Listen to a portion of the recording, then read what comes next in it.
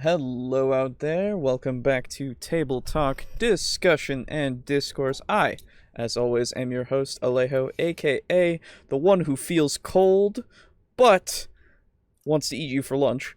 Count Gray. Or do you prefer your food cold? Or do you Uh, prefer it piping hot, straight out of the veins? straight out of the veins. Exactly. I'm the third one who remains unchanged because I am a spiritual being. It's true. And geez, I just realized how long this video is. Oh boy. Yeah, it's a big one. But It's a big one. we shall see how it be. Today, Aiden will not be joining us. He is dead again, and we'll have to resurrect him for the next episode, probably. But you know, Yeah, we gotta stitch him back together. Do the ritual. That's again. on you. I don't have fingers. That's fair, you know. I mean, yeah, I got you. Today we're covering more spooky, scary stuff. And our first video is from Dungeon Dudes, who we've covered once or twice, maybe. I don't remember if we've done it twice. Yeah. It's been 30 8 episodes now, and I don't know. Anyway, It's been a few. It's been a few. This is a 31 minute video basically. Running horror adventures in Dungeons and Dragons. And excited to see their takes on it. Yeah. And I mean, honestly, since it's such a long video, hopefully that means I got a lot to say. Yeah, exactly. That's the hope. So hopefully we have a lot to talk about. But yeah, here we go. A horror adventure.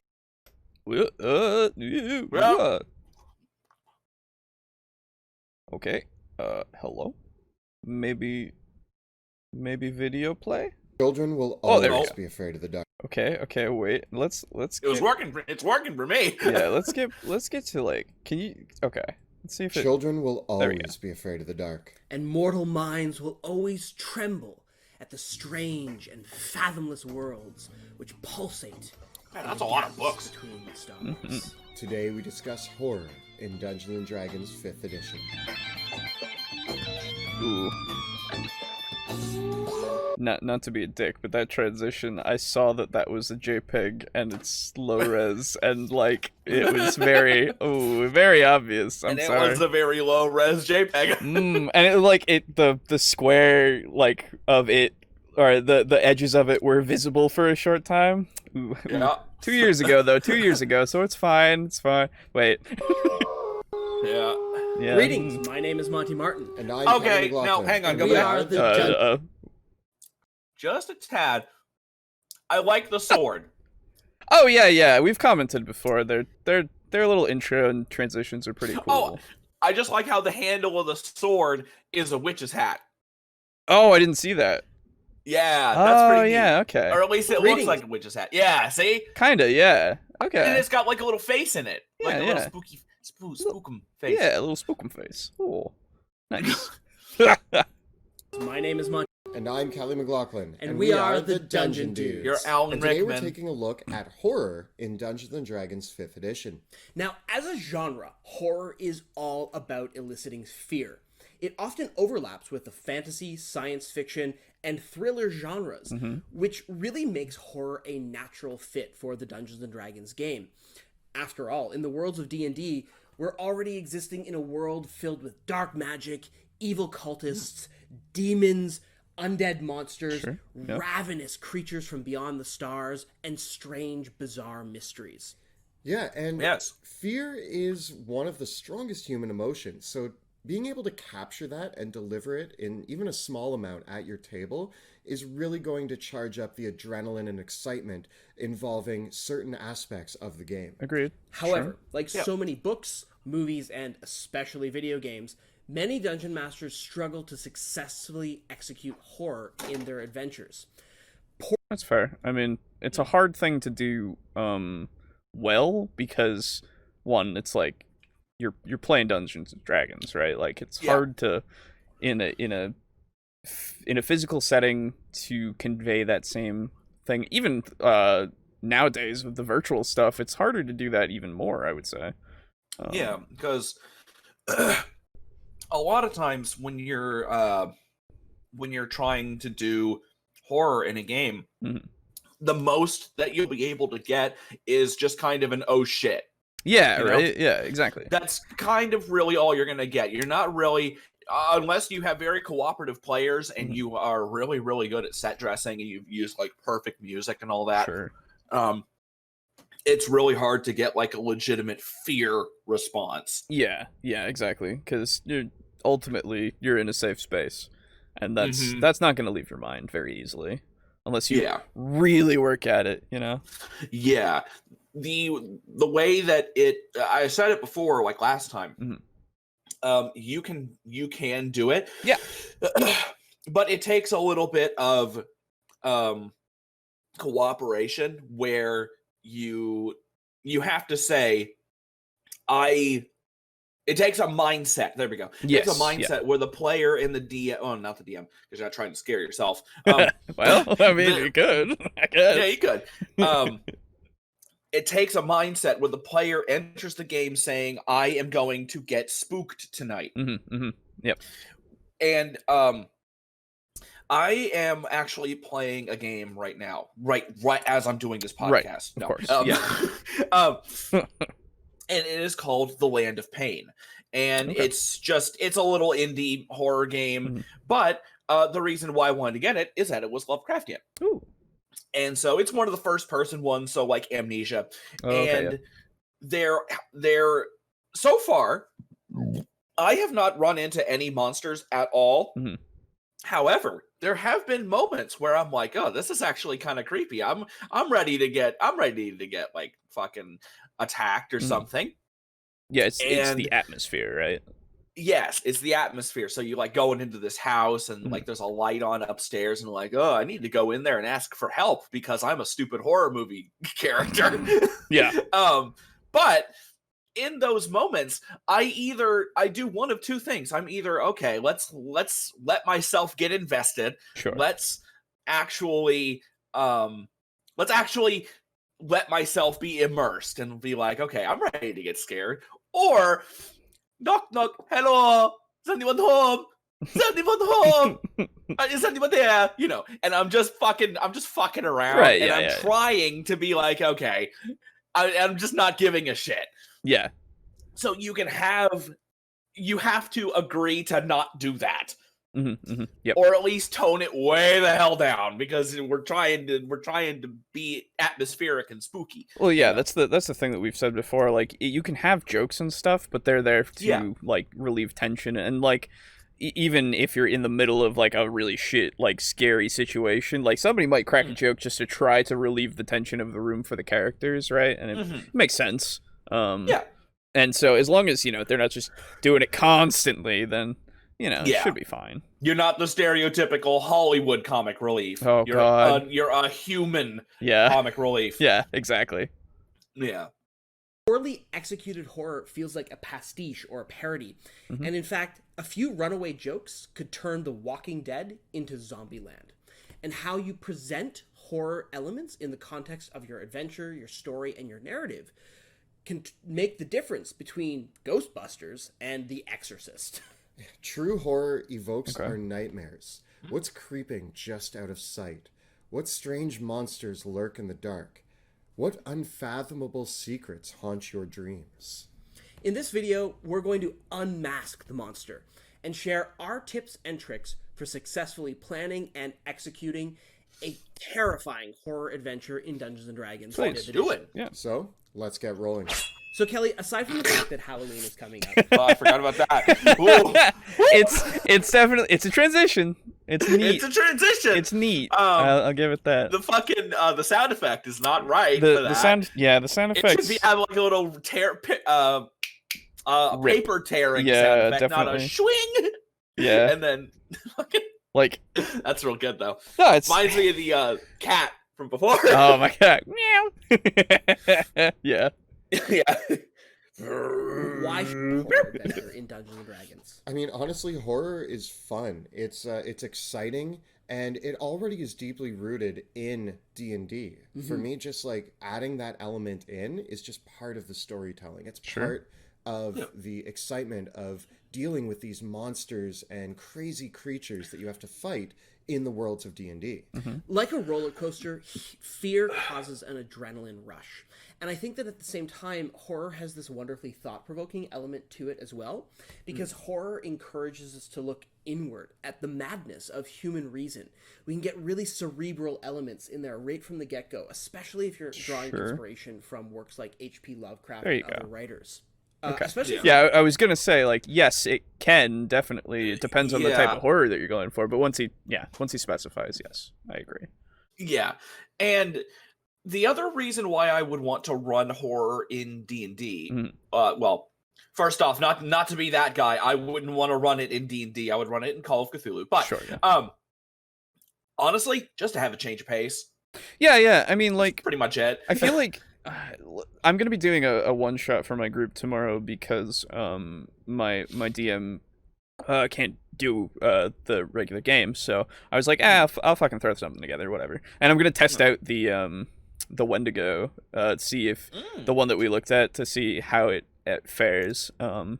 But yeah, I mean, I feel like in any setting, in any game that you're playing, you can have an arc be horror, right? Like, or just have it be devoted to it, definitely. Like, with the thing that I'm going to be doing, I'm setting it in my less fleshed out continent, which is Oxian, and it's the one where I have like 4 factions that are vying for control of the land, and that's just kind of like a backdrop element that could be messed around with by players if it was an actual campaign. But because this is essentially just there for a one shot, so it's just there to be a placeholder. Well, no, because that is the concept of the thing. It's still going to be there. It's still in the background, basically. It's always going to be there. The reason why I bring it up is because they originally way back when the continent was younger, basically. When the continent was younger, when history. They all were at war, right? And they warred to a point of, for some reason, a cataclysmic event happened, and it made a huge fucking magical explosion kind of thing, where it has made the center of the continent a dead magic but also wild magic zone, where things just come from it that make no sense in some cases, because I was inspired definitely from Eberron, which has something very similar that happened to it, but yeah, so it can have like weird shit that you've never seen before, like a Wendigo come and like start terrorizing this little hamlet, or anything that is just strange in terms of D&D. Anything like that could come out and be a threat. And so I feel like I could make a whole campaign that is more horrific because of that, as well as the fact that there is a faction that is literally composed of undead, in the sense of, or undead and outcasts, nice, called the Shaded Arms, and they are literally like what? I heard you wrong, and I thought, like, at first, like, until you said the Shaded Arms and like completed the sentence, at first I thought, like, shaded, I heard shit, and I'm like, oh. Yeah, no, the shit arms. They're plumbers. No, so yeah, it's literally like you can have that where they exist in the same world, they're all around, but they are usually civil, but they're also there trying to vie for power, for control of their faction, so that's a whole thing. If only they would just get along. No. In the fanciful past, there is only war. Yep. Then war is all. Yeah. But yeah, what a shame. So yeah, again, like, I feel like you can do it in any setting. It's just that you got to work at it, Yeah. I love horror, how thought-provoking it is. I think that horror encourages us to look inward at our own human psychology, what our desires, our motivations, and our fears are. These really base. Yeah, that's the Pathfinder one, isn't it? Human. Yeah. Nice. And they really shed a light on the madness of human reason and You've how said we this before. behave in the face of Okay, so horror. here's my thing, though. Mhm. I feel like he's waxing poetic way too hard with that. Well, he just repeated the exact same sentence that he said literally. Oh yeah, like, no, it's like, oh, it's gonna shine a light. It's very like it's gonna make me think about the human condition and Like, how batshit humans are. And I'm like, sure. yeah, and like I realize he repeated it, but Yeah. like I don't know, man. Is that the kind of stuff you're gonna be going for with every horror game? I hope not. I mean, definitely it's something that you can explore, right? Like it's Yeah, maybe for like one adventure, like, oh man, this fucking evil thing arises only from the darkest of human hearts, and so Well- now we need the power of friendship for it to not No. happen. You know? Oh, I know, God, I know, no. but I know it's not that. Yeah.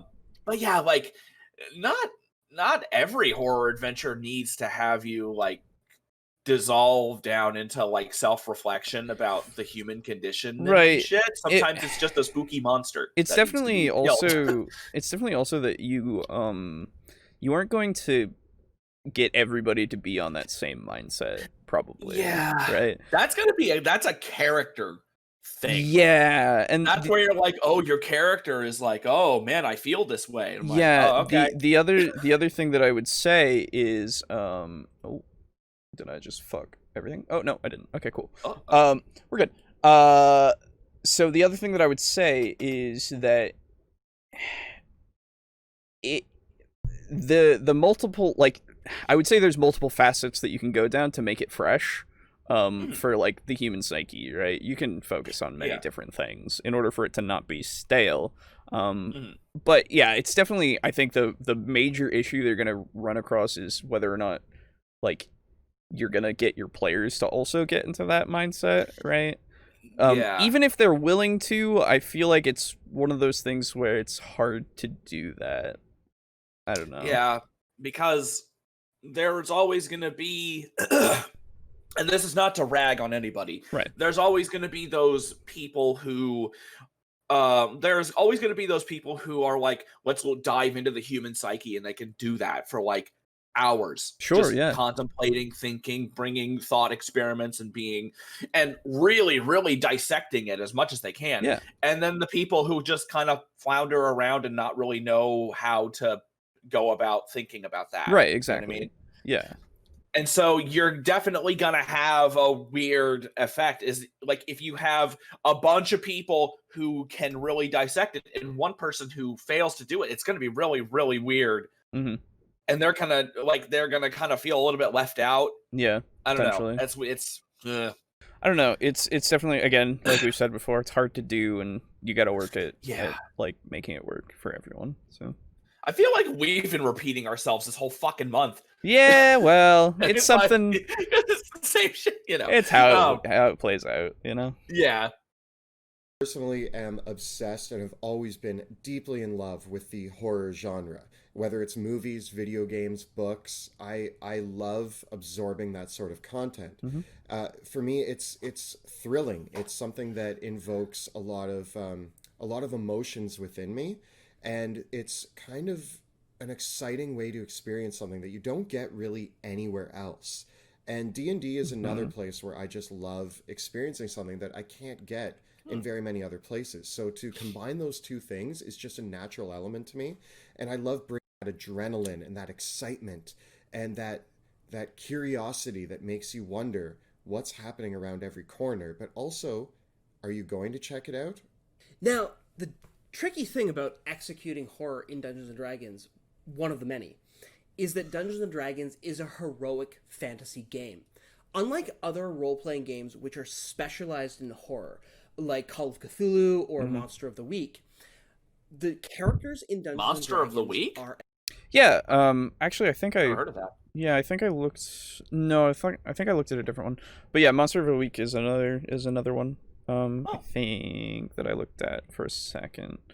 For your yeah, I think it was one of the ones that people were talking. I'll actually open up another tab to see. Yeah, but I've never even heard of that. I don't know. Yeah. Monster of the Week. Yes. RPG. There we Yeah, it's from Evil Hat. Okay. Surprisingly enough.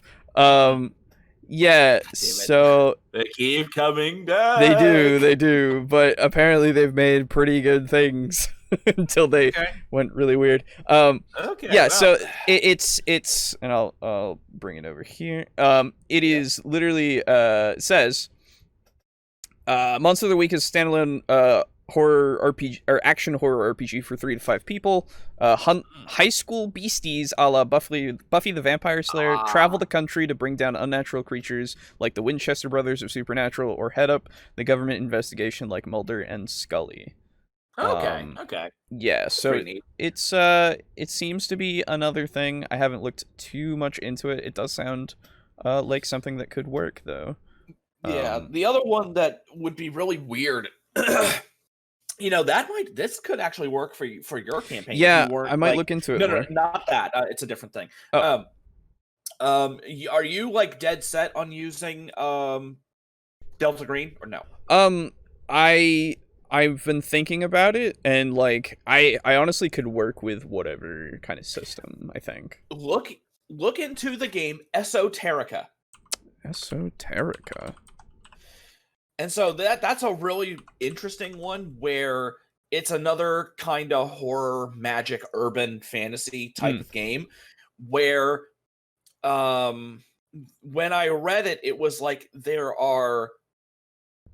people are trying to they're trying to reach some sort of magical euphoria or something. Sure. And you have to put enough power into doing it, and you need like influence with other people. But once you are an established magical force in the world, people know about you, or at least these secret people know about you.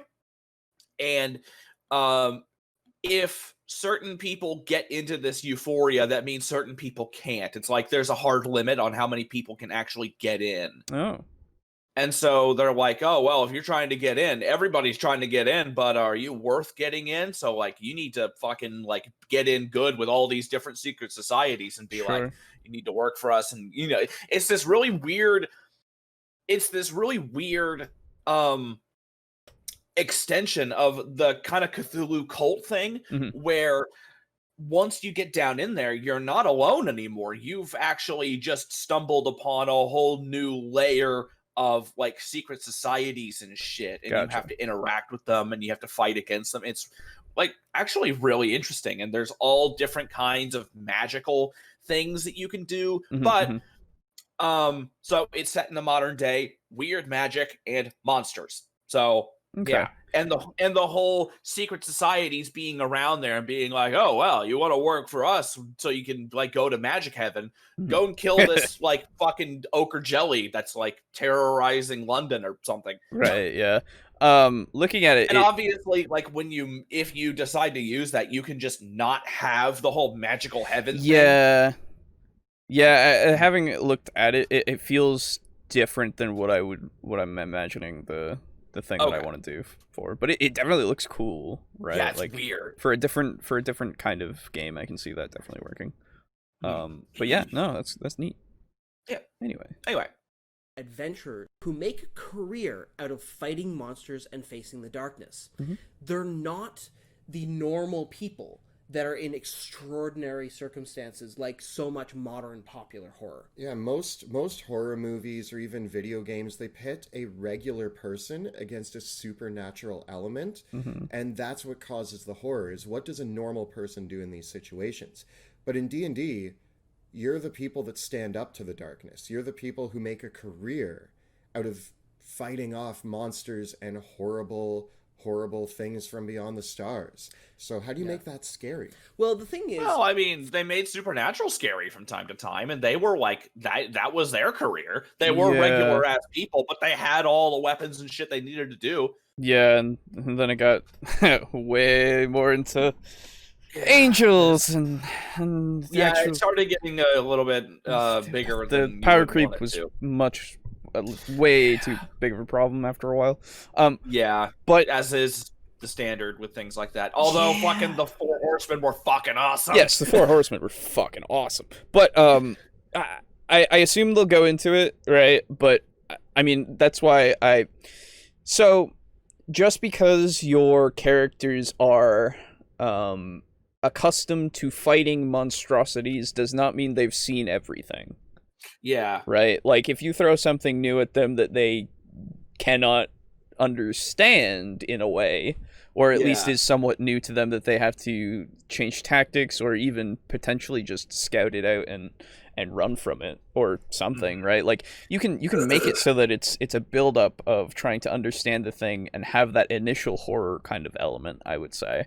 Or you could even make it so that it's something that's far less I don't want to say defeatable. I guess it seems undefeatable, I guess, in the instant that they find it, right? Until they learn more about it.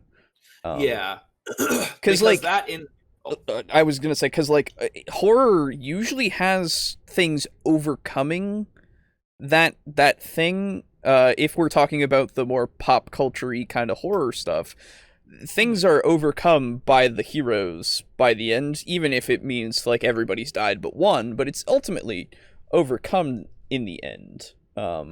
So, and like obviously we're big proponents of like the stuff that's more ambiguous in the sense of, oh, is it even over though? Like you've contained it and all that. Like I always cite for movies, at least, The Thing is one of my favorite fucking movies, and if you haven't seen it, my god, I'm gonna spoil it for you.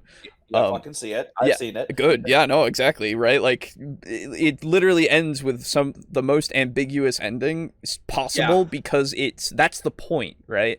Like, it's supposed to be scary. You're supposed to be afraid of the fact that maybe it's not over, in a sense. Yeah. Right? And neither of them are in a position to finish it. Exactly. Even if they could.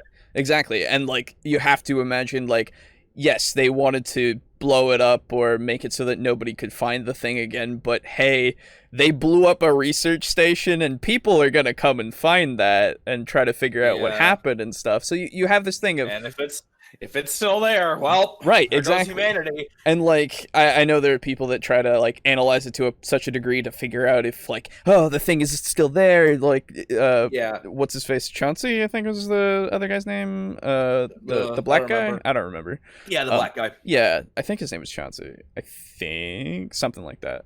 I don't know. It's one of my favorite movies, but can I remember the names? I only know 3 characters in The Thing. Yeah. Kurt Russell. Yep. Diabetes. Yep. And The Thing. Yep, it's true. that's fair.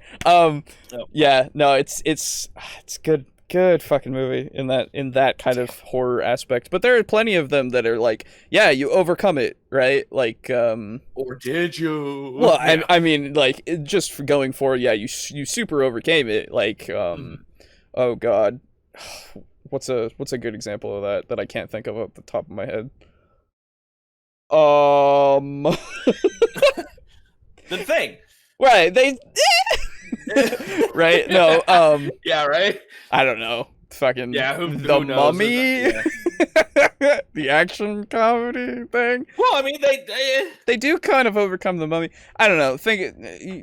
Other people probably have better examples than I would. But yeah, no, there are definitely things like that where they overcome it, but it's not and it's not always like cut and dry, but it's definitely like they definitely killed the thing, right? Mm-hmm. At least until Hollywood brings it back for more money. Right, exactly. But whatever. We don't talk about that much. The thing that I would do in a lot of the scenarios where you're trying to run horror in a D&D game and you have the heroic characters, there are a couple things that you can do. One, in the beginning, if you realize that your characters are going to be powerful, send them up against, like, I don't know, like a little shit necromancer who's got, like, shitty zombies, shitty skeletons. Sure. And, they go through, they're, like, clubbing zombies, or, like, scattering skeletons, and, like, they're fucking rattling and falling to pieces. Kill the necromancer, job done. Make it spooky. And it's like, oh man, you wander through the forest and all the trees are dead and they're hanging like skeletal fingers of the branches towards you. Yeah. And make it spooky and let them have that little moment of power. then when you start bringing in the stuff that actually matters, you make it really, really hard to kill and really, really hard to damage. Not only that, you need to, in the beginning, establish friends and loved ones and like a home for the player characters. And you need to make it hard to kill, hard to figure out how to kill, and you need to have a hard time limit where once the timer is up, someone or some place is gonna either get killed or get like wiped off the map by this threat. Right, ticking clock. Yes. So that way it increases it increases the feelings of urgency and thus mistakes and thus fear. So like one of the things that happened again in Supernatural, this was after all the angels and stuff. Okay. Do you care if I spoil it or no? I might have seen up to the point that you might spoil. I don't know. It's been a long while, and I might remember as you're talking about it, but I don't care. No, I don't care. Okay. I think it was when they went to Purgatory and got, I think, Leviathan. Okay, yep, I remember. Yep. And they spent this whole time where like, oh shit, Leviathan is like real fucking bad. There's lots of them, and they're real fucking powerful. When the water supply and all that like, shit. They're killing people, and we don't know how to stop them. Like all of our shit isn't working. Yep. And then it took them a long time to figure out how to actually fight against the Leviathans. Yeah, it took like 3 or 4 episodes, I think. And usually they have it down like that. Yeah. Because it's their fucking job. Right, exactly. They have all this stuff that they can use for resources. Yeah, and so like the Leviathans are these super strong, nigh invincible monsters that you can't get close enough to fucking interact with them. They'll eat you. Yeah. You can't just like systematically test all your weapons on them. Yeah. They'll eat you. Yeah. And you can't stop them, and they're killing people. And that's real bad because you don't want to, And so you have that series of events where the players are completely helpless before this nigh unstoppable monster that they are desperately scrambling trying to figure out how to kill it. Now, you might not be able to do that sort of scenario over and over and over again, because then it becomes, it's just the new normal. Yes. But in order to try to evoke some fear, that's a good way to do it. Yeah, definitely. At least for one monster. And then another way to do it is to make whatever it is doing like horrible stuff, like real bad. And you have to have a trail of bodies leading to this thing. Sure. Or these things. Yeah, right. And so you have these like horrible grisly murders start happening and be like, what the hell? This isn't it's not a human. Usually only people are the ones that like ritualistically cut patterns into people's dick flesh. Right, sure. It's like that's like that happens all the time, but not usually on their hands, Yeah. It's got so, you have the person who comes and is like, this wasn't even made by a knife or like anything. Like, this is what the hell is this? Was made by an ancient, Right. Oh, you can do that too. You got to have the old crazy hag or the wise old Hispanic woman who tells you how to do it. You could. Yeah, that's true. Yeah. And so you just got to try to come up with different ways to put the players on their heels. Yep. Because they are going to win. Because that's the point of D&D. They're going to win. Yeah, usually, yeah. Yeah. It's not unless they fuck up, right? Yeah, unless they fuck up. It's less like Call of Cthulhu where you can easily just boop dead. Yes. Yeah, absolutely. So in D&D they're going to win, but you have to try to make them uncomfortable. You got to pull them out of their comfort zone. Yes. I guess is what I'm trying to say. Yeah, absolutely. And there are many ways that you can do that. But it's all about figuring out how to do it. And for this meal, you got to use this spice. For this meal, you got to use this spice. You got to really pick and choose what you want to use. Yeah, because if any of the people that are in my game tomorrow listen to this, it'll be on Friday, so they'll have already gone through this probably. Who knows? We'll see. Yeah. It might take 2 sessions because that's just how one-shots go. Yeah. But I plan on having it be both the Wendigo is going to be there, right? And then there's also going to be the red herring, where there is also a werewolf who is hiding out in the same kind of hamlet. And people don't like him because people are disappearing and he's a tiefling, right? And so and he goes into the woods a lot, and all the people that have disappeared have been in the woods, and there's been an adventurer who's also gone into the woods who also has disappeared, and people are just and he comes back from the woods all the time. It's and so I'm gonna have that be also a thing where if they ask around and they find it's gonna have that element of, oh, that's a werewolf, that's bad, right? That's a wolf boy, he's a bad guy. And then if they do something about it, somebody else is gonna disappear, right? And then it's just oh fuck, what? Yeah. Wait, why? Right? I'm hoping to do that. I don't know how successful it's gonna be, right? Yeah. But and then you gotta have the big reveal where the next person that goes missing is the werewolf. Ooh, that would be interesting, actually, if they don't kill him or something. If they take a while to really iron it out, right before yeah. I like that. Arrest him or whatever. Yes. And then oh shit, it was never him all along. Yes, exactly. He's been missing for 2 days. That's very weird. Glad he's gone. And then that's pulling them out of their comfort zone, because they're very, very situated in their, he's evil, let's go get him. Yeah. Well, let's make sure he is, and then they spend a couple days. It's okay, they're really building their case. Right. And then all of a sudden, bam, case is thrown out the fucking window. They have no leads and they're still disappearing. Yes. Oh shit. Oh, dude.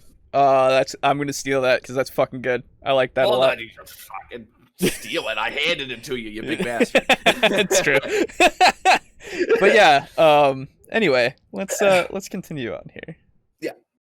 For me at least, 5 minutes in. Yeah. Horror stories are about heroes being tested by terror. They are very rarely going to succumb to their fears and be destroyed by it, which is common in most horror, especially in Call of Cthulhu. Sure. But in D&D, you really get to play that horror genre where you have to face your fears and overcome it, and in the process, characters learn what it means to be brave.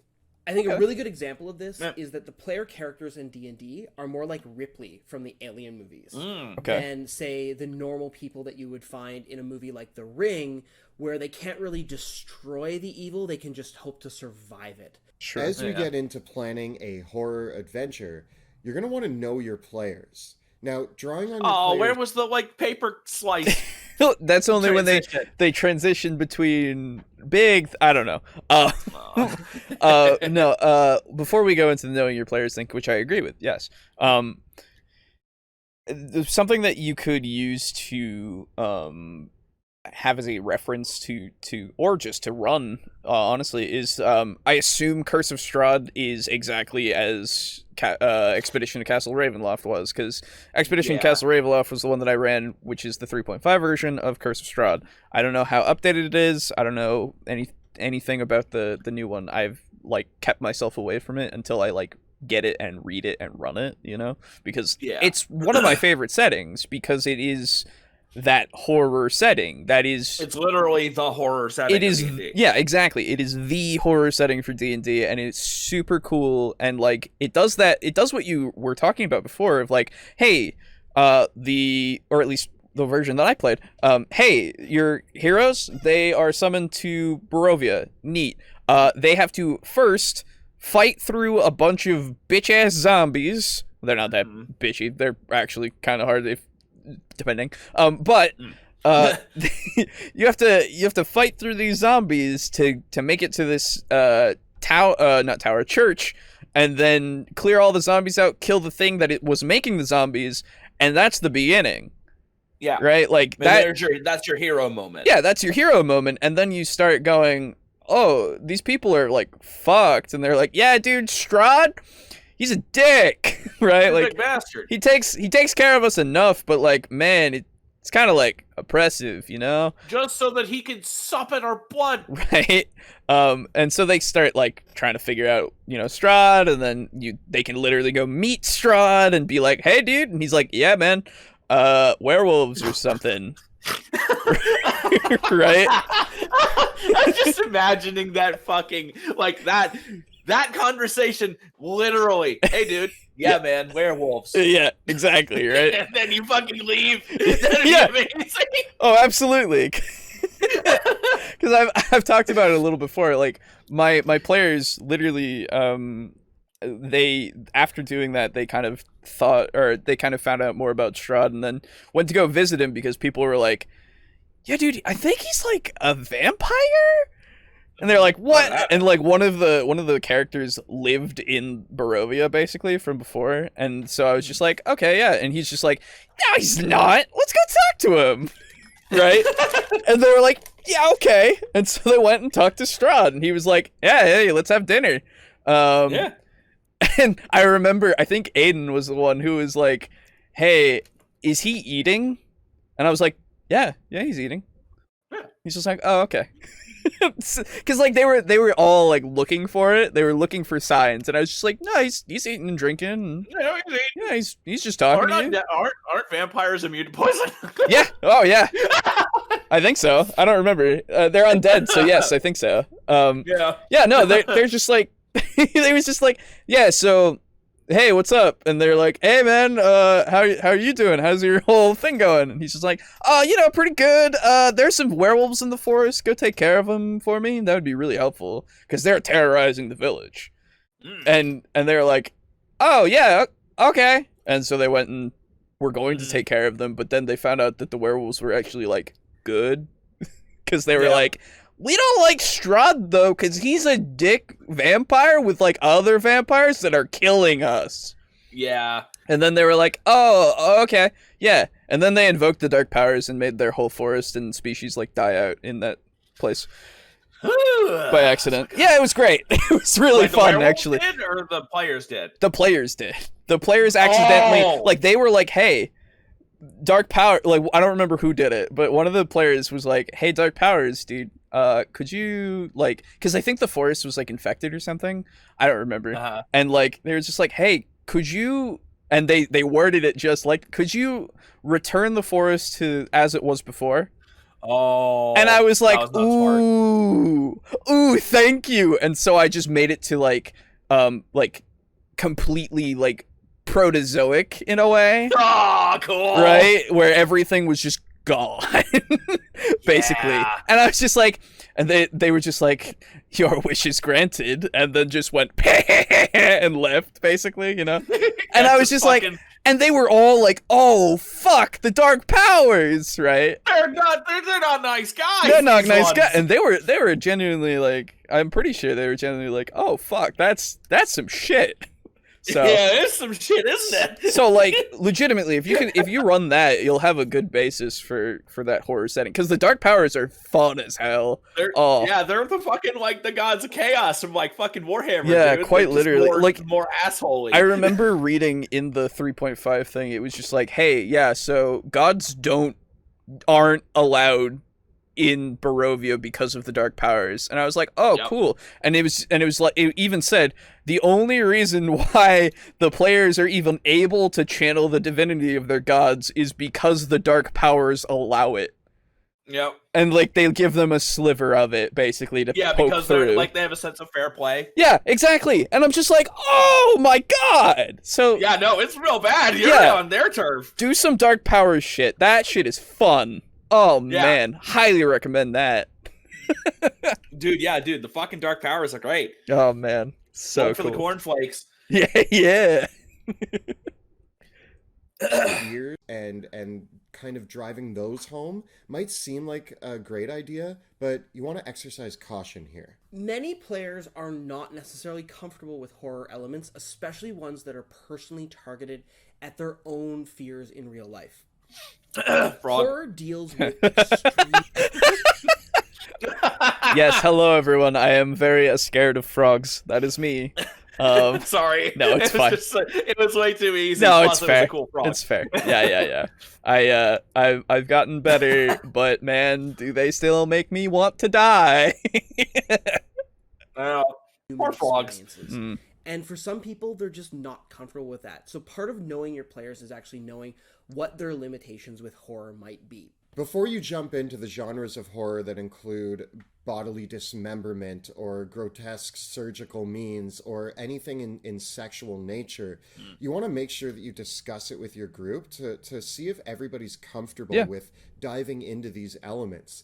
Absolutely. Horror has a lot of different facets that can really trigger some exciting and adrenaline rushing elements within you, but there's also a fine line where you can go too far with horror and really kind of make your players at the table uneasy, uncomfortable, and not want to come back. Yeah, no, absolutely. That's you literally, that's why in your session 0 or even before that, you just go, hey guys, I want to run a horror campaign, and there's some shit. There's gonna be like rape, and there's gonna be like drug use, and there's gonna be like, you just lay it all out, and then the people who want to join, who are fine with it, are fine with it. The people who aren't, they don't.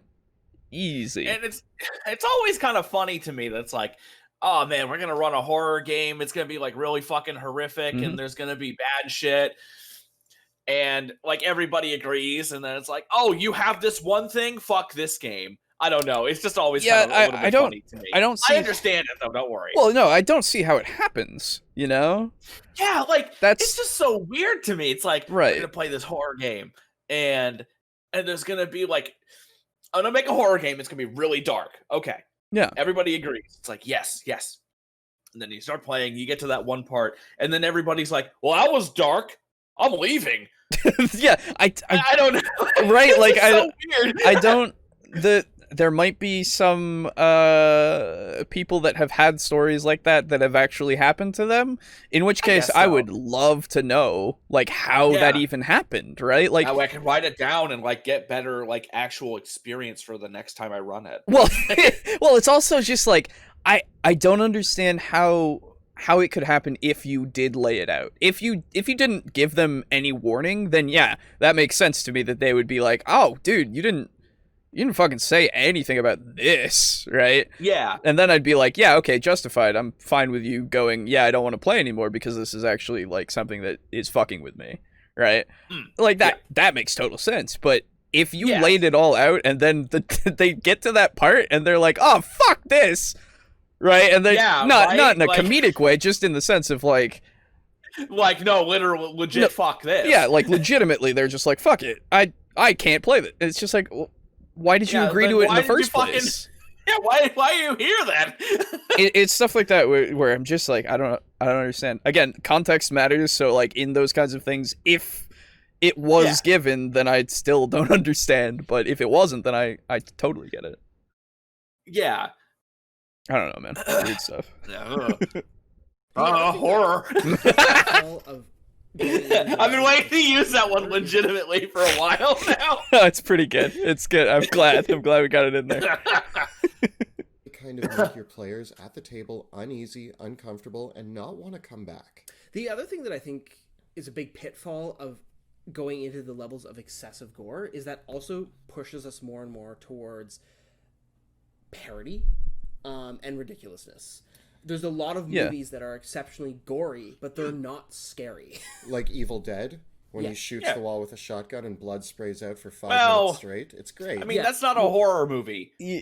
I mean, it has horror elements, right? Yeah, it starts out that way, but then it turns into like an action horror. I still need to see it personally because I really want. Like, I remember watching, I think, Army of Darkness? Army of Darkness. Yeah, I think I watched a little Army of Darkness on TV when I was little. But I don't remember it. But yeah, like that's I know that is kind of the point of it. It has those kinds of campy-ish elements as well because it's kind of supposed to be that way.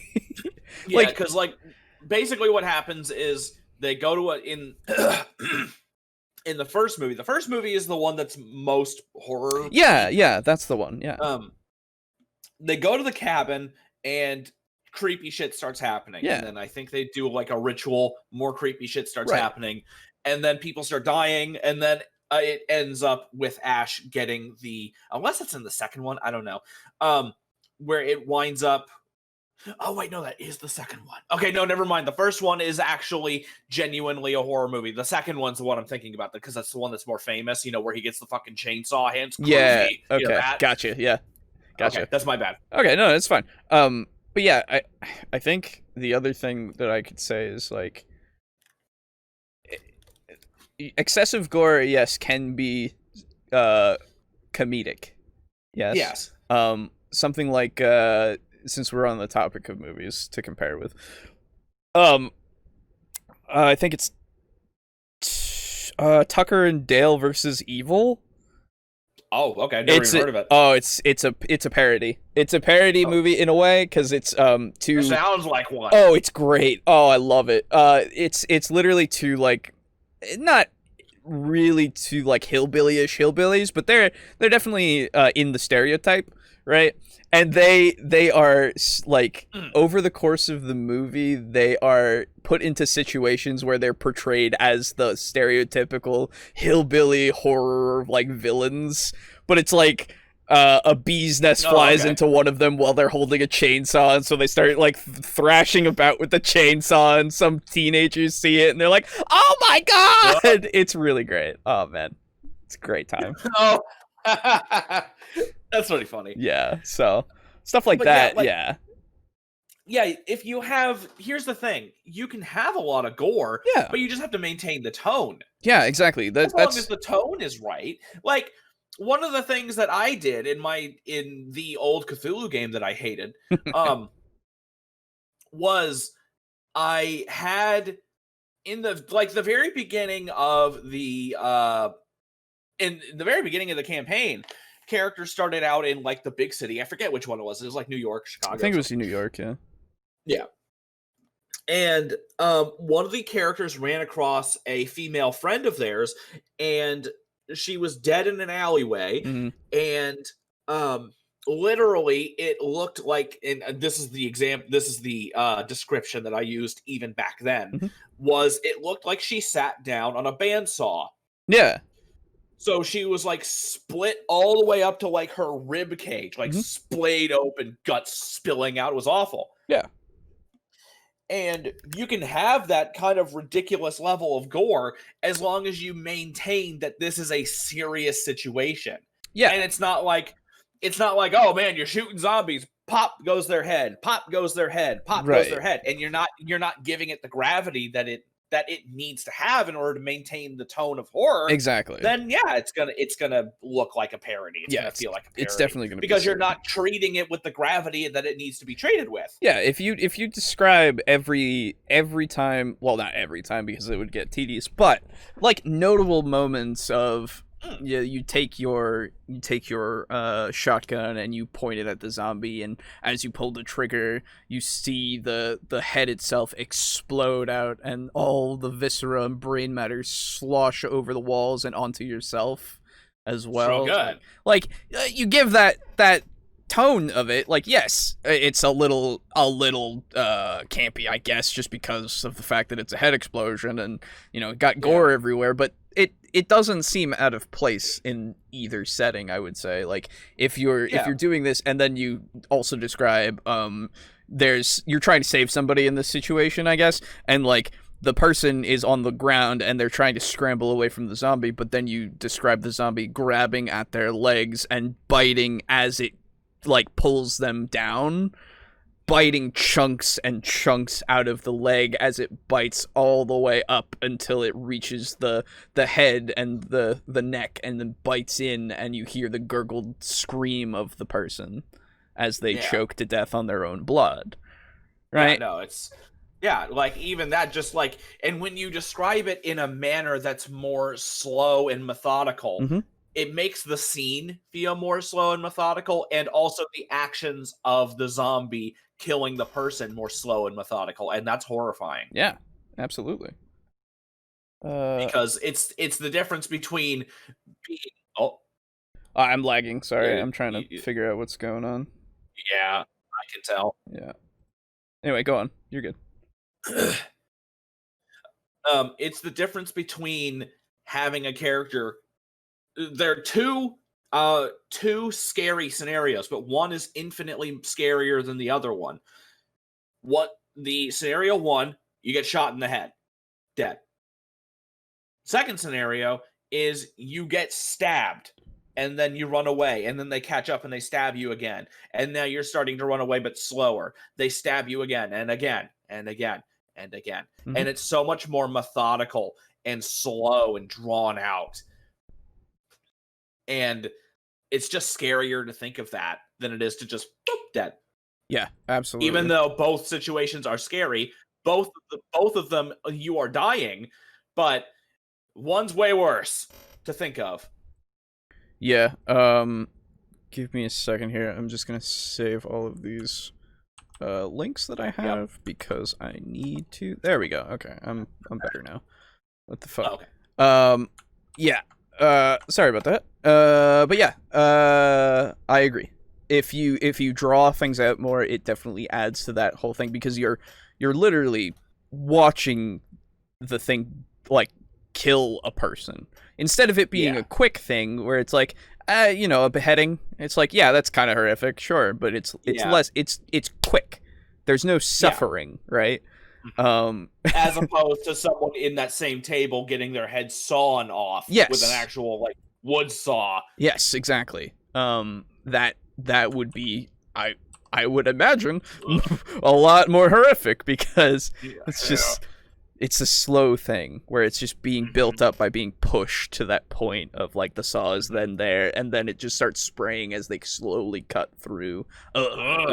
Right? Yeah, like real bad. Yeah, bad stuff. But it's not scary, it's hilarious. And I do think that it's worthwhile, if you are interested in running a horror adventure, making sure your players are on board with that. It's one thing to include horror elements in your game and just sprinkle them in like spice, that's fine. But if the focus of the adventure is going to be on fear and horror, I do think it's important to manage your players' expectations and make sure that you aren't potentially introducing elements that are really going to make people uncomfortable, because at that point, if people get really, really freaked out and they're really uncomfortable by what they're experiencing, they're not going to engage with the game anymore. They're just going to withdraw or perhaps even leave. Sure, yeah. You have to walk that balance between including horror elements that are going to excite and pump up the adrenaline versus the ones that are just going to get people to shut down immediately. The old masters of horror did not need gore or graphic scenes to scare us deeply. There are so many places that you can draw inspiration from when creating a horror adventure in Dungeons & Dragons. There is an absolute glut of horror movies, books, and video games, and our apologies in advance if we don't mention your favorite. There are too many for us to list. I don't even think we're going to mention all of our favorites. No, there's just not enough time to discuss them all. And in fact, we hope that in the comments... Again, it's a pet peeve, but not enough time. What do you mean? This is you have pre-recorded video, but all right. Yeah, not to mention, all you have to do here is have a scrolling list of text. Right. Like, that's all you got to do, man. Like, I assume they'll go into each thing that they pick a little bit just to see what they can draw from it. But if they don't do that, then I'm confused. Yeah, then why? Like, one, yes to what you say. 2, I hope they actually mention any at all, because the way this conversation is going, it's like, oh man, we can never list them all. No, many. They'll have to. They'll have to at least give us 5, right? Like that's really the magic number. Don't worry. Yeah, I hope they do, because like, man, I'm like, if they don't, what was the point of bringing it up? Anyway, you'll tell us about your favorite movies that have inspired your adventures, because there's just so many. Yeah, we had a long list that we had to keep cutting back to try to fit it into this episode. So we're going to talk about some of our favorites or things that have really inspired us for the horror genre to implement into D&D. Over the past 100 years of cinema. Also, I really fucking hope that it's not just 100% Lovecraft. Oh, it and won't Hitchcock. be. No, it probably won't Like, be. I swear to God. Nah, it probably won't be. Definitely. I really hope not.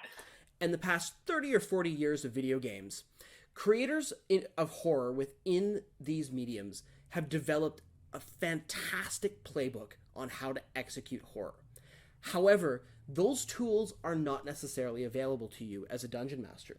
Well, around the role-playing game table, you can print off photos, you can dim the lights, you can put on some creepy music, but you really don't have the tools of camera movement and manipulation that are the cornerstone of great horror movies and video games. It's just not available to you. What you do have are your words, and those are all you need to scare the pants. Okay, so I was gonna say, like, if you hadn't said it, you can describe things in such a way that it mimics camera movement, I guess, in a way, right? Because if your viewpoint swoops around the skeleton, no. Well, no, right? Like, what I mean is, while they are being attacked by something, say a ghoul is biting at their shield as they have it raised, right? You can describe, in many different respects, you can describe either the ghoul, you can describe as they look around what other people are like dealing with, right? Like, you can describe it from their point of view. And so it becomes that whole POV movie kind of thing where they're like they're fending off one thing, but they're watching as their friends are being, beaten down by the vampire lord who is there as well, right? Like he's sunk his teeth into their neck as they look over. You can describe the scene in such a way that it makes it so that they see that there is not a futility as to what's going on, but they are definitely in a situation where they are contending with something, but they aren't able to maybe in that moment help as somebody else is getting hurt. Yeah. Add to that tension, add to the scene itself. So yeah, use your words. Just make it a big. Just if you're use saying your big boy words. Yeah, use your big boy words, and if you're literally going with camera swooping, like you're saying, like I've seen it before in some actual play things. Sometimes some people reference, like, if this were a movie, then the camera would sweep up from here, and you would see, because it's like in that specific moment, it kind of makes sense. And like I get that, but like I don't know, it's a little jarring, I would say. Yeah. It feels kind of weird to do in a lot of instances. If this were a movie, this would be the scene where the players roll their dice and shut the fuck up. Yeah, right. Like, I don't know. It's very weird. But yeah. Off your players. Yeah, the players have their own imaginations, and this is why reading books and learning the language of horror is more important than the visual cues, the lighting cues, and the sound cues. Agreed. What you have is the ability to give your players information that allows their imaginations to fill in the gaps, and they will freak themselves out using this. So when you're looking for great inspiration for horror, reading is often the best way to go, because all the great authors also instilled those elements within you as the reader by giving you small amounts of details or hint at horror to come that really makes your mind explode with terrifying thoughts and imagining what monsters might lurk around every single corner. The thing on the doorstep. doorstep. Many of the authors whose works inspired Dungeons and Dragons are the perfect place to start. Works by Robert E. Howard and, of course, H.P. Lovecraft are fantastic places to start for the horror genre. If you want to go beyond that and even further, Mary Shelley's Frankenstein is one of the seminal works of horror and science fiction, and the whole story there has so many underpinnings for how monsters and horror work in Dungeons and Dragons. What about Bram Stoker's Dracula? I think Bram Stoker's Dracula is essential reading, especially for anyone that wants to run Curse of Strahd. Uh-oh. Curse of Strahd. I've never read it. Uh-oh. I was about to say, like, the more that sentence was going, is like, it's essential reading for anyone who needs to run Curse of Strahd. And I'm like, okay. I was gonna say, if it wasn't Curse of Strahd, then I would be like, I mean, like if you I were would gonna say say horror games, I was like, no. So the only thing that I would say, if that was going to be said, is horror games involving a vampire. Yes, Yeah. maybe. Well, And you I don't mean, have like- to, right? Like, again, I've never read it. I don't know. Yeah. I should. I I mean, really should. But you know, like, man, I don't know, man. Honestly, for me, when it comes to such a, we've run into plenty of the people where it's like, oh, if you know what it is, it's not scary. Remember him? oh god, yep. Mm-hmm. Go on. If you know what it is, it's not scary. It's true. Yeah. No. I know what cancer is. It's not scary. Oh Jesus Christ! You know, right? Oh god. Yeah, right. And so honestly, I have a somewhat similar opinion of that, but only peripherally. Okay. Where if I have a vampire, Mhm. I don't want to run that vampire as the stereotypical holy symbol makes it run, stake it through the heart, it hates garlic. Yeah, I don't want to do that. I want to have the vampire be something more unique. You know? Yeah, to be fair, the garlic and all that stuff is, I don't even know if that's even in Bram Stoker's Dracula. I'm not sure. Yeah.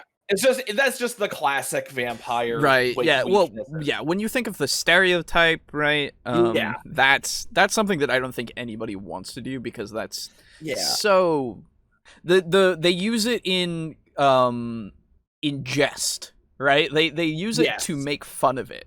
Quite literally. What is it? Oh, fuck. There was something that was vampire related that I was looking at, and they literally do that. Oh, no, The Witcher 3. I was playing The Witcher 3, and in that there are many different kinds of vampires. Some are more bestial. There are higher vampires that quite literally are people, but vampires, right?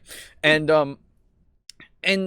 like in that, I had a conversation with like the Duchess of Toussaint in the DLC, and her, like, the captain of the guard or whatever. I don't remember what his name was, but they were talking to him because he was just like, yeah, I was telling them, like, hey, there's a vampire that is the problem of this whole thing. We, by the way, spoilers for Witcher 3 if you haven't played it. I have to take care of that, and I'm going to try to reason with it, because like, higher vampires are basically just like you and me. We can talk to them. And like the guard captain himself was like, fuck that. You know, we know how to take care of vampires. You just get some garlic and you stake them, and then it's fine. And then like Geralt's literally just like, no, that's fucking made up. That's that's just old wives' tales. That doesn't do shit, right? Yeah. Like, and I'm just like, yeah. Out of curiosity, how do you kill werewolves and vampires in Witcher? So if they are higher vampires, they can only be killed by other higher vampires. Damn. Okay. All the lower vampires, those can be killed by silver steel. Okay. Or silver and, like, swords. Beheading, like, yeah, the typical exactly. ways to kill things. Right, exactly. But yeah, and that's the whole thing. Like, in the Witcher lore, higher vampires, they have made an agreement because of that to never fight other higher vampires. Smart. And like, it's a whole thing. And like, oh man, it's so interesting. Actually, like, I really love that game. Actually, it's really good. Because that's really cool, because then you have this whole political situation between higher vampires where, like, you might hate each other, but you can't kill each other. Right, exactly. Oh, there's a whole thing with the whole... Oh, man, that DLC is great. Oh, my God, Witcher 3 is a really good fucking game. Sorry, go on. No, that's fine. One of the other ways you should, if you intend to use vampires, which... I tend to lean away from vampires just because of how saturated they are, but if you can think of creative ways to use vampires, one of the things that you should look into is World of Darkness. Oh, yeah. Vampire the Masquerade. Absolutely. The whole game is where you are playing as vampires, and there are different, for lack of a better word, different species of vampires. Yeah, they're different clans or whatever. Yeah, clans or families or whatever they are. There's like the Malkavians, the Nosferatu, the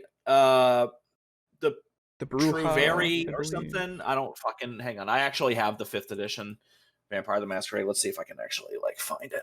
Jeez, that's a big Yeah, book. we did an actual episode on them for anyone who wants to. Here we go. And Okay. look at that. The Borussia, the Gangrel, Yes. the Malkavians, the Nosferatu, the Toreador, Mhm. Tremere, Ventru, and the Caitiff and the Thin Bloods. Yep. And like all of these different vampires, they all function different ways in society. The Nosferatus being my favorite. They're really cool. Yeah. And so like look into these things, look into these different kinds of vampires and try to figure out how the vampires act differently, because obviously with a thing like vampirism where it can be spread with a bite or even like maybe depending on the world, maybe even magic. You can have one vampire sire literally an entire nation of vampires. Oh yeah. And then in a nation, there are so many different types of people. They'll all act differently. They'll feed differently. Yeah. They may try to resist the vampiric gift, quote unquote, they have. And so you need to treat vampires less as blanket horror monsters and more as people. I actually have an example of a movie that shows that a little bit. If I remember correctly, let me check. Yes. Wait, no. Wait. It's a vampire movie where it is basically they are the dominant species, right? They are. That's the one where they like. There's a scene of one getting like walked out into the sunlight. Yes, yeah. Yeah, I know what you're talking about. I don't know the name. Vampire movie. Like a sunlight execution, and they have like fucking humans there it is. left as Daybreakers. It might not be a great movie, but I like this movie a lot. Because it is quite literally, instead of vampires being like a monster in the traditional sense, right? They are quite literally in charge. And it's an interesting thing that also goes into like curing the vampirism and all that kind of stuff as well. Because of what's his name? Who's that actor?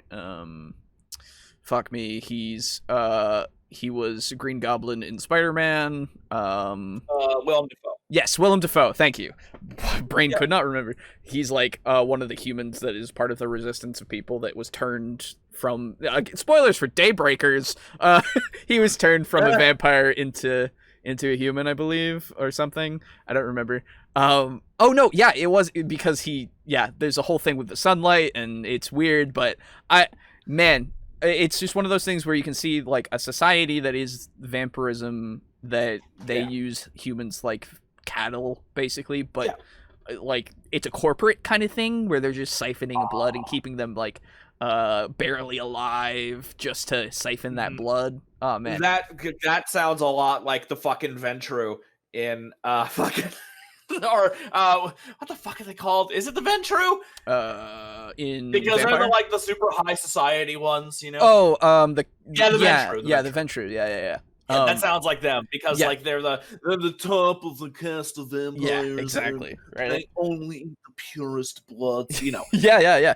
And like we've said it before, and we'll say it again as many times as necessary. Like pilfer stuff from other RPGs or inspire shit. Yeah, just fucking use it, because inspiration is, I mean, what is it? Creativity and fucking originality. Yeah, well, I mean that, and also imitation is the highest form of flattery, as is said. But no, legitimately, like absolute, like I will always say like my Oxian is definitely super inspired by Eberron, because I like Eberron a lot. And I wanted to kind of add my own flavor to it.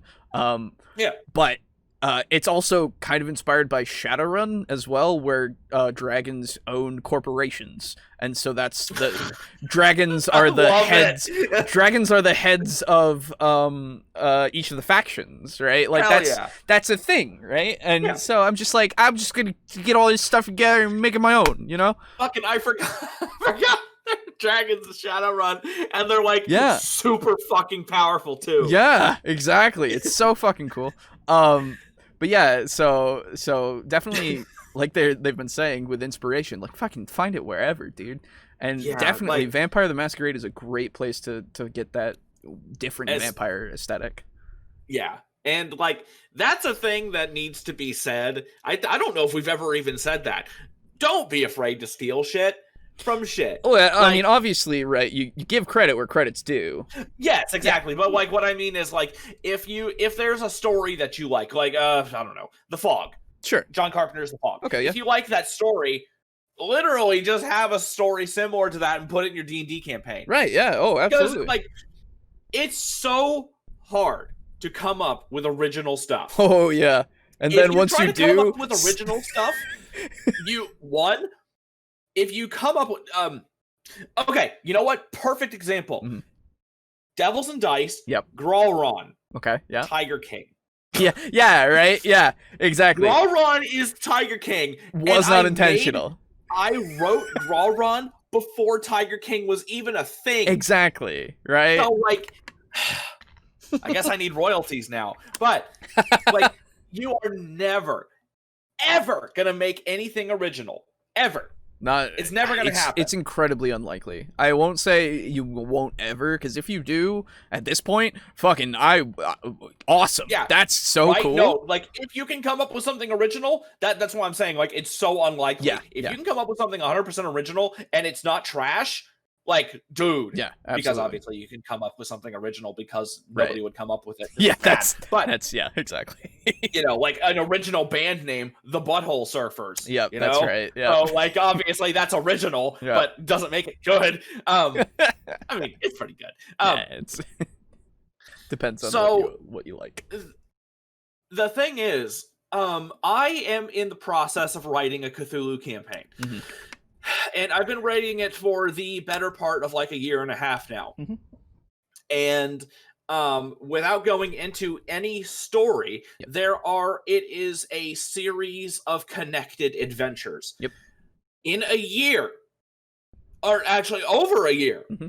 I've come up with 14. Yeah. That's it. Yeah, no, there you go. That's how hard it is to just come up with stuff that is both that feels original mm-hmm. and feels good and feels like thematic. Right, exactly. It's now obviously in Call of Cthulhu it's a bit harder because it has to it usually needs to conform into the fucking rhombus of Lovecraftian themes and horror. Yeah. But so it's a lot easier to do it in D&D depending on the tone of the game. Yeah. But sometimes it's really, really hard to come up with stuff. And so I will often be like, actually something that I did just recently was I just downloaded apps on the Play Store that's like scary stories. Oh, sure, yeah. And it's literally just a collection of scary stories that random people have written. And I'm like, okay, let's just thumb through these and see if there's anything good that I can literally just steal something from. And it's not that easy. No, exactly. Like making it so that you take that stuff and then make it so much make it at least distinguishable enough that it is your own thing. And you're not copying it one for one. That is the hard thing, right? Because that's the same thing with what I want to do with the supernatural campaign. Yeah, the supernatural kind of thing. It was heavily inspired, and I said it on the podcast. That was where it came out. Came up. It was literally like I miss old Supernatural where they would fucking Monster of the Week just go after these things, right? Yeah, and then it was fucking awesome. Yeah, and then and part of that is the fact that they fake that they're FBI agents or whatever, and using Delta Green I think is probably what I'm gonna do because you have that you don't have to fake it, but it's definitely one of those things where people people go, why the fuck are the FBI here? Right? Yeah. Well, it's not even that. You are an agent. Yeah. You're not an FBI agent. So that's the thing. You are from other bureaus, right? Exactly. You're from wherever you're from, but you're called in to do this thing because you're the right person for the job. Mm-hmm. So you can use your credentials and stuff, but people are like, what the fuck are the DOD doing here, you know? Like, yeah, right, the hell's going on here? Exactly. And then people start asking questions, and then you have civilians that you need to, like, fucking mind wipe. Right, so it's X-Men thing. So it's one of those things where it's just like, yeah, you have these resources, but what are you going to do with them? Like, if you use them, are you prepared for the consequences? You know, that kind of thing is there as well. And like, do we need to fucking firebomb the city because there's like a fucking tyrannid infestation? Right. Here's hoping not. Right. Exactly. So like, the other inspiration that came to me, or that I got from this, was listening to a bunch of like quote unquote true scary stories that are out there in like you know, like r/no sleep. People post them there, or like anywhere that they post them, and then I would listen to a lot of these compilation videos where people just narrate them, because it's really, really nice to hear both a narration of it and also just to get that little fix of like, ooh, somebody thinks that they encountered this thing, or maybe they really are convinced that they encountered this thing. Ooh, you know. And listening to all the cryptid stuff and the, you know, ghost stuff and all that shit, I was just like, yeah. So yeah, that's inspiration good, basically. What we're saying here. Yeah. And so don't be afraid to admit that it's really, really, really hard to come up with stuff, and you need to cherry pick some other things and tweak them to make them your things now. Absolutely. And I mean, hell, when I get around to finishing the Cthulhu campaign, and once I get it all written out nice and coherently, I'm gonna be putting it on like Drive-Thru RPG. Oh hell yeah! Cool. If that's possible. And I know one thing, I'm definitely sending like a completed manuscript to Seth Skorkowski just to see if he'll ever like read it and like play one. I'd be so hyped if he did. Yeah. Totally do it. That sounds awesome. I'm going to do that. Yeah, absolutely. Like when it's done. Yeah, I had originally with with Agris, I had originally thought about making it a campaign setting, right? Like actually writing everything out to make it so that anybody could use it. But I don't know if I want to use that one, because I feel like the one that I'm kind of working on more so now is a bit better, and it'll be a bit more fleshed out and such. Because I literally for the one shot, I have barely worked on that thing. I have like a rough sketch of the continent in the sense of the shape of it, and then I have the faction things and the leaders of the faction things, and then the some names of some important towns that are owned by each of the factions, right? And then I have inspirations for each of the main cities for those factions.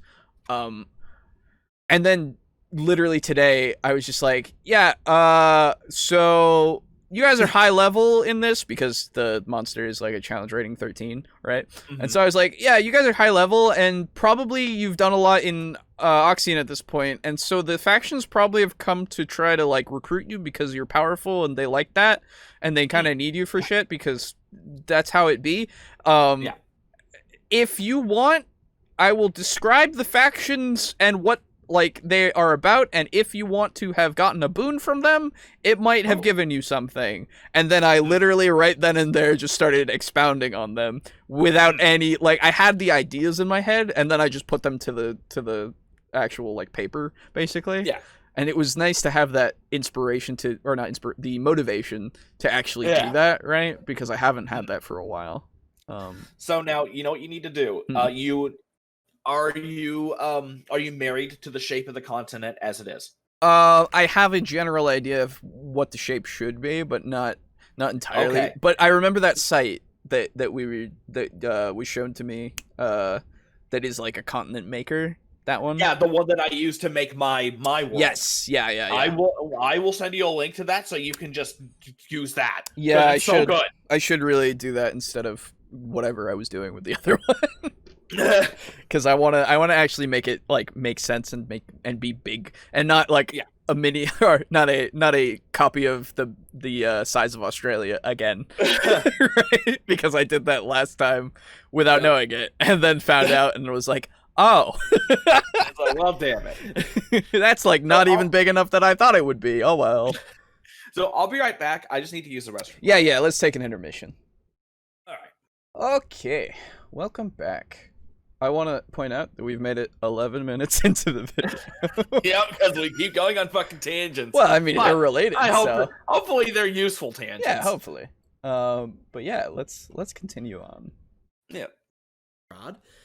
For anyone also planning on running Curse of Strahd, I would highly recommend the short stories in The Bloody Chamber by Angela Carter, which are fantastically scary and really will help you get into the character of the vampire Strahd, even though the stories aren't actually about a vampire. When I do look at horror in cinema, I tend to lean more towards some of the classics, more so than the modern scary movies. Makes sense, Modern scary movies tend to rely a lot on jump scares and gore to scare us, which is something that's very hard to do at your game table. However, if you look at some of the classics, my favorite example, which I'm wearing the shirt for today, is The Shining. The Shining is one of my all-time favorite movies because of the slow build of dread that happens over the course of that movie. The unknown of what's in every room in that creepy hotel and what's creeping around every corner.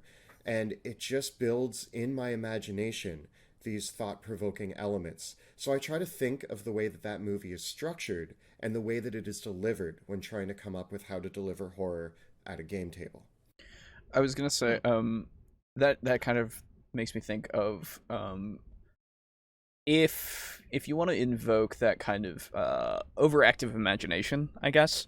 I feel like you can do it just by describing things more.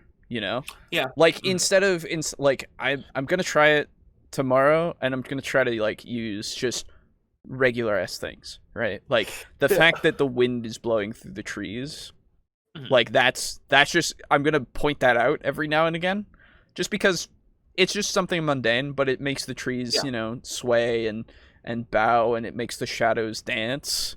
And it's like I feel like doing something mundane can even elicit that kind of reaction.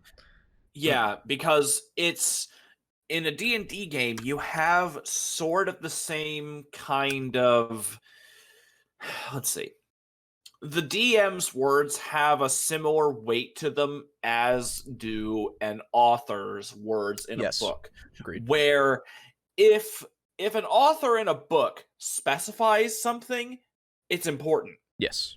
If a DM specifies, oh, the food tastes really, really good, as opposed to just saying, okay, you guys eat. Yeah. Now you're specifying it. Is there something about this food, or is it actually really good? Right. Exactly. You know, like, and a lot of times people are super paranoid in D&D, and that's both a punchline and something that should be, because you kind of should be in most of those situations where, you know, a dagger in the back could be the end of your character. Sure. Yeah. So paranoia, a little bit of healthy paranoia is fine. Yeah. But once you start specifying it, then you start thinking about it. Okay, why did he specify that? We don't really, because you've taken some of the session, you've taken some of your limited time to specify this. It's it then just becomes a fixation, you know. Yeah, it's because like, then you start to get them wondering, why did he specify it? Right. Is there some and then when you specify so many different things, they're like, oh. And sometimes you might get the thing of like, okay, he's specifying everything. That's then it's fine. Right? But sometimes then what you can do, though, is if you can purposefully walk into that trap where you specify everything, and then you turn around and call an ambulance, but not for me, you know. Right, yeah. You fucking you specify everything, and they're like, okay, he's just specifying everything. And then one of the things that you specify jumps out and fucking attacks them. Right. Then you start to instill this whole, okay, we really have to pay attention to everything he specifies. Yeah. Oh, absolutely. Because then you can play on the paranoia and the imagination, and it's real good. It just takes a little bit of setup to do that. Absolutely. Absolutely. And of course, I'm a huge fan of playing video games that elicit horror. And for me, over the years, I've always enjoyed games like Resident Evil, Silent Hill, the original Half-Life games, and more modern. The original. Oh, okay. Wow. I mean, I can see it. Yeah, I got a little bit spooked every now and again because, things would just be there that could kill me very quickly. Okay. I guess. But like, yeah, like Resident Evil. So, I mean, yeah, Resident Evil is a weird one because that one doesn't feel as scary. Yeah, like it's just not. I guess when it was newer, yes, because the whole scene with the zombie that's chomping on your teammate and then looks back at you and it zooms in on it. Like, yeah, that's a little creepy, right? That's a little creepy, but I mean, like with the graphics and all that, like stuff, even with the remake, it's way less scary. Like I don't know. I feel like Resident Evil, yes, it is rooted in being a survival horror game, but I feel like it's not the same as something like a Silent Hill, where that used the limitations of the engine to create that foggy atmosphere as well. Like it dripped atmosphere, right? Yes, absolutely. And like Resident Evil, the atmosphere is a mansion. It's more claustrophobic because of the camera angles and stuff. So I get it, right? But it doesn't have the same kind of feel as I can't see more than 10 feet in front of me. Yeah. Right? And not to say that Silent Hill kept being scary. It was definitely did. Yeah, it drops once you have like the shotgun and stuff. Yeah, no, it definitely deteriorates more once you get because that's just how it is, unfortunately. But there is also that aspect of, yes, you might have the gun, but it doesn't really help you so much, and you still want to run from things. Again, citing something like Amnesia or something that is way more, it might give you power, but it like Penumbra, I think you said before, it gives you weapons, and you can kill things, but it's incredibly costly. Yeah, it's real bad. Yeah, because like the first thing that you can fight is like this scary fucking dog. Yeah, that is like prowling around, and it can hear you even like when you're crouched around and stuff. But you do have like a wrench or a hammer or something, and if you want, you can fucking like go smack a doggo until it fucking stops moving. But you're gonna either die or lose a lot of health, exactly, and sanity. Like, actually, no, Penumbra didn't have sanity. That was Amnesia. Okay. My point is, you can have it so that you have those things that give you that empowerment, but they don't mean as much in the situations, right? Like they give you that slight relief, but it doesn't mean like. The thing in Resident Evil that gets me more is the fact that I might not have enough bullets. That's what gets me more than the things around me, you know? But here's the problem, though. Even in Resident Evil, when you have, like, limited ammo sometimes, you still have a combat knife. That is true, but the combat knife, the combat knife sucks. You can still fucking, like, knife bitches. It is true, but I don't know. I've seen knife-only things that exist, and I'm like, Jesus Christ, why would you put yourself through that? It'd be fucking horrible. Right. I don't know how you would do the bosses. Yeah, but, again, like, I feel like it's different still because, in the sense of, yes, you still have the knife, but that's more of a, oh god, I have the knife, you know? Yeah, it's more of it's a last ditch effort. Yeah, it's not anything like fear related, you know? Yeah. But yeah, something like Amnesia, something like Soma, it's almost like the studio that made those two games knows how to do horror games. Yeah. They just came out with Rebirth for Amnesia. Rebirth. Yeah, I haven't looked into it too much, but it seems just came out. Yeah, it seems neat. I can't afford it at the moment, so yeah, no, I couldn't either. I still haven't like taken the time to play through Amnesia and Soma and all that myself. Like I've seen them, but like my brain like, hey, scary thing. No. And I'm like, yeah, okay. Was Soma particularly scary? It had moments. But it was definitely more of the questioning of humanity in a sense, right? Yeah, because I remember watching it and I'm like, huh, this isn't nearly as scary as I was expecting it to be, but it had that classic thought experiment about teleportation. Yep. It was basically and, like, it was that. the copy thing, and are you actually still human? Like that whole question. Like, it was more existential horror, I would say. Yeah, exactly. Which was also like terrifying, because if I think about it too much of like, oh, that's a clone and it's doing its thing and I'm stuck here, fuck. Yeah, no, right. that sucks. That's some shit. But yeah. So that kind of stuff. So it's two different types of horror, you know, Amnesia and Soma. Yeah. And people always cite like Outlast as well, but that's just jump scares. Like it's well, there are plenty of moments where you have to like sneak around and stuff, and so the tension of being like caught while you're sneaking. But don't worry, I do know that there's a fuckload of jump scares. Yeah, exactly. It's more that, I don't know, that feels, that's the Hollywood. It's the Hollywood horror movie versus like the indie horror movie of Amnesia. Yeah, exactly. It is less atmosphere and more jump scare, which is unfortunate. Yeah, which is unfortunate, but. Horror games like the new rendition of Prey are really, really scary games and have lots of great ways to inspire. It's a fucking good game. Genre. I really think that reading is your #1 tool for learning the vocabulary of horror as it pertains to Dungeons and Dragons. You need to use your words here. That's your tool. For me personally, the two most inspirational books that I've read, both short stories by H.P. Lovecraft, Call of Cthulhu and The Color from Space. Those are two of my favorites. Out of space, but okay. They describe things. No, it's fair. It's fair. Especially in The Color from Space, where they're discussing a color that cannot be seen or imagined.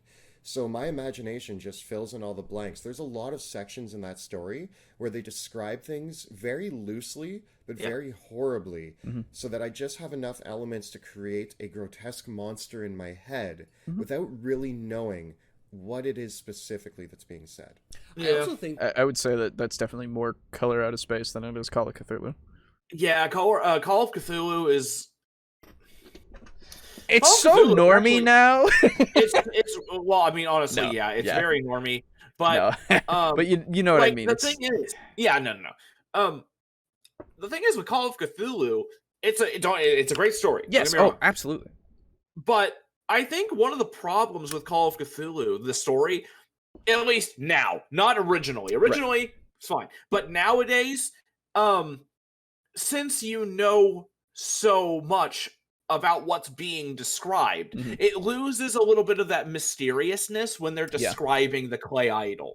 You know? Yeah. Like, what I will say is that kind of stuff, I've seen different renditions of the idol. So, like, there's still, like, no set thing, but there is kind of a set thing now, unfortunately. Yeah. You know? And honestly, it's not even a problem with the story itself, because reading the story, Lovecraft describes it in this wonderful, wonderful way. Yeah. And it's really hard to grasp what it looks like. But then as soon as you Google Cthulhu, you know what it looks like. And so when he's describing it in his mysterious terms, which are very effective, my mind can't help but think of the images that I've already seen. Well, yeah, at this point, the thing that I would say, though, is, like, he describes it as having, it's like a man, an octopus, and a dragon, I believe, right? Yeah. And the only thing that I see of dragon in Cthulhu that has been depicted is, like, the wings. That's it. And I'm like, that's pretty much it. I'm like, oh, okay. Right. Yeah, I don't know if I'm not sure if I would have used dragon, but I guess just both the size, right? Yeah, the size and the malevolence of dragons. That's fair. That makes sense. But I mean, I feel like the closest thing. sorry. I feel like the only thing that I would want to see is a more draconic kind of thing in Cthulhu. I feel like that would be interesting to see, because I don't think I've seen anything like that. I see the squid the octopus is way more pronounced than anything else. You know? Yeah, it's because as humans we associate so much with the face, right? Yeah, and so the octopus face is the the yeah, it's true, it's true, and it makes sense because underneath the sea and all that shit, and the stars as a sea, basically, you know. Yeah, man, I would love to like watch Cthulhu, like if you like from space, you could see like Cthulhu like flapping his wings and swimming through the ocean by using his wings. It'd be fucking cool. Anyway, cool. That's completely anyway, yeah, no, I get you. The instead of using dragon, you can also describe it as a bat, because that's the only other animal that we know of that has like those kind of leathery dragon wings. Yeah, definitely. And here's the thing. It's probably, depending on the type of reader that you are, you're going to get different mileage out of the different Lovecraft stories. Yeah. Because my problem with The Color Out of Space, and I loved that story, don't worry. My thing with The Color Out of Space is that when you are describing something indescribable, you're going to have a disconnect. Yeah, as soon as, in fact, even in the video, when he was starting to talk about how he was imagining how it would be, I'm like, how do you do that, though? Yeah, like, right? Like, there's a line from Zay Frank, who does, the True Facts. Oh, yep, about, and it's the mantis shrimp, and it is, the mantis shrimp, like, basically, the mantis shrimp has eyes that can see 12 more color wavelengths than we can. Right, yeah. And the line is, imagine a color you can't even imagine. How the hell do you even do that? Right. Now, I get it. It like in that situation in The Color Out of Space, it's like, imagine this. I can't imagine it. Right. Exactly. It's like, yeah, no, that's it's meant to be that kind of unknowable alien horror that you can't even fathom, and that is scary. But when you can't fathom it, it's hard to be afraid of something that you can't even picture. Right. Definitely. Like there is obviously the fear of the unknown thing, right? But this is, I understand, because it is being described to you in the story, so you're like, you are trying to picture it, but like I start thinking of colors, like that I know, because I'm just thinking of an RGB keyboard, my dude. Right.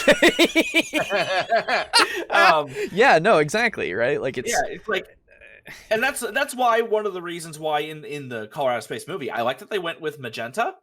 Yeah, because of that old thing where it's like, oh, magenta's not a real color, even though I know that that's not true. Right, and that's dumb. Right. I forgot about that.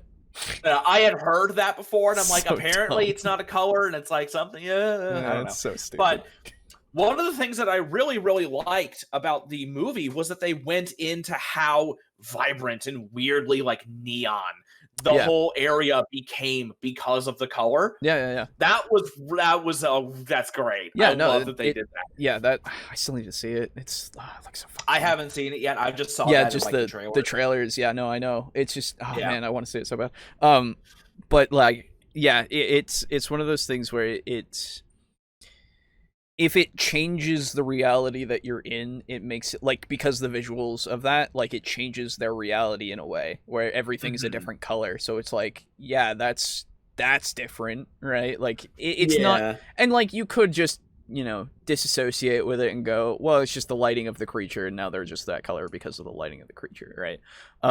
It's hard to invoke that kind of fear that Lovecraft is going for, in the sense of it being indescribable, because when you can't when you can't think of it at all, like my brain will, at night when it's really dark, my brain will see things in the darkness, right? Like it'll just see movement and shit because that's how it is. It'll see those kinds of things. And I'm scared of that because I thought something was there that would probably kill me, right? Yeah. But when you say something so hard to describe as in indescribable, like I can't exactly imagine that. All I can do is think about the existentialism, and that's different.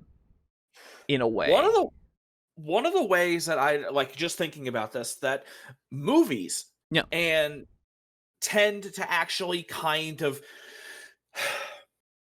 they both circumvent having to describe something indescribable, and they also at the same time evoke that same kind of what the hell is it, what is this thing kind of fear. Where you have the scene in the movie where the character is wandering through like the horror place. And they come across a character who's batshit, or they're insensate, or however you pronounce that word, inconsolable. Right. Yep. Okay. And they are like in a fetal position, and they're like rocking back and forth, and they're like whispering, like, "Oh, it's a cube with 12 sides." Right. It's a cube with 12 sides. And you have this weird moment where they're like, okay, they saw something, and they are describing it to the best of their ability. Yes. And so it's a level down. If Lovecraft is the top and saying like, oh, this thing is like absolutely indescribable because he has the image in his head. Right. He describes it as something indescribable. And then someone else sees it and you go another level down and says, it's a cube with 12 sides. Right, exactly. Then you're starting to get a clearer picture. And now you know why it's weird. Instead of it being indescribable, you know that it is something that you can put an image to, but you know that the image is wrong. Yeah, exactly. Yeah, that is the thing. You have to, what the hell is the word? You have to boil it down a level, to get at what Lovecraft was saying. Because, and again, it's not the man's fault, because you can't accurately describe something in your head. No one can do it. It's impossible. It's impossible. Well, but by that, I assume you mean something that is. If you imagine, you know what I mean. There's no way it's to an perfectly accurate. You can't. There's no way to perfectly, accurately describe something that you have seen. Like, try to perfectly describe a bear. Just go for it. Right. Yeah. I get what you're saying. It's a bear. It's like a big furry thing with 4 legs. Yeah. But like, no, I get what you're saying. I agree to an extent. I guess I'll go with.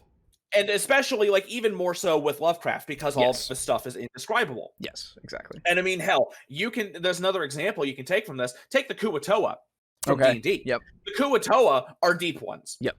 But they're big, goofy, big-eyed fish boys. Yep. It's great. You know what I mean? So, like, they are deep ones, but because of the fact that you can't really accurately describe them, they're just kind of big, goofy fish head boys. Yeah.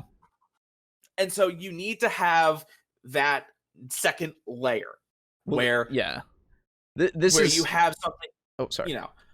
You have something indescribable, and then someone else has to kind of throw their own broken interpretation description interpretation or description into it, and then you hear that. Now you know why it's wrong. Yeah, definitely. Like, it's one of those, right? So if somebody in a movie, like, you've put it exactly as it should be. You're entirely right in that respect of, like, yes, if the person who has seen it describes it in such a way, then I can start thinking about it in that way, and then I can figure out why it would fuck with somebody, because, like, I can conceptualize. Oh no, I can't conceptualize a cube with 12 sides, but I understand what that means. Yes. Right? It's the difference. Has seen something completely intrinsically wrong to the human mind. Exactly. And so I can understand, like, oh, they saw something so crazy that this is as much as they can comprehend, and that is, like, they're holding on to that. Right? They're holding on to that little bit of, like, okay, I can make sense of it enough to this point. It's still wrong, but I can make sense of it enough to describe it like this. Yeah. Which is why, like, I would say having it so that you describe something to your characters that way as well. Like, you can have them encounter something. If you want to do something like this, you have them encounter something and everybody sees something kind of different.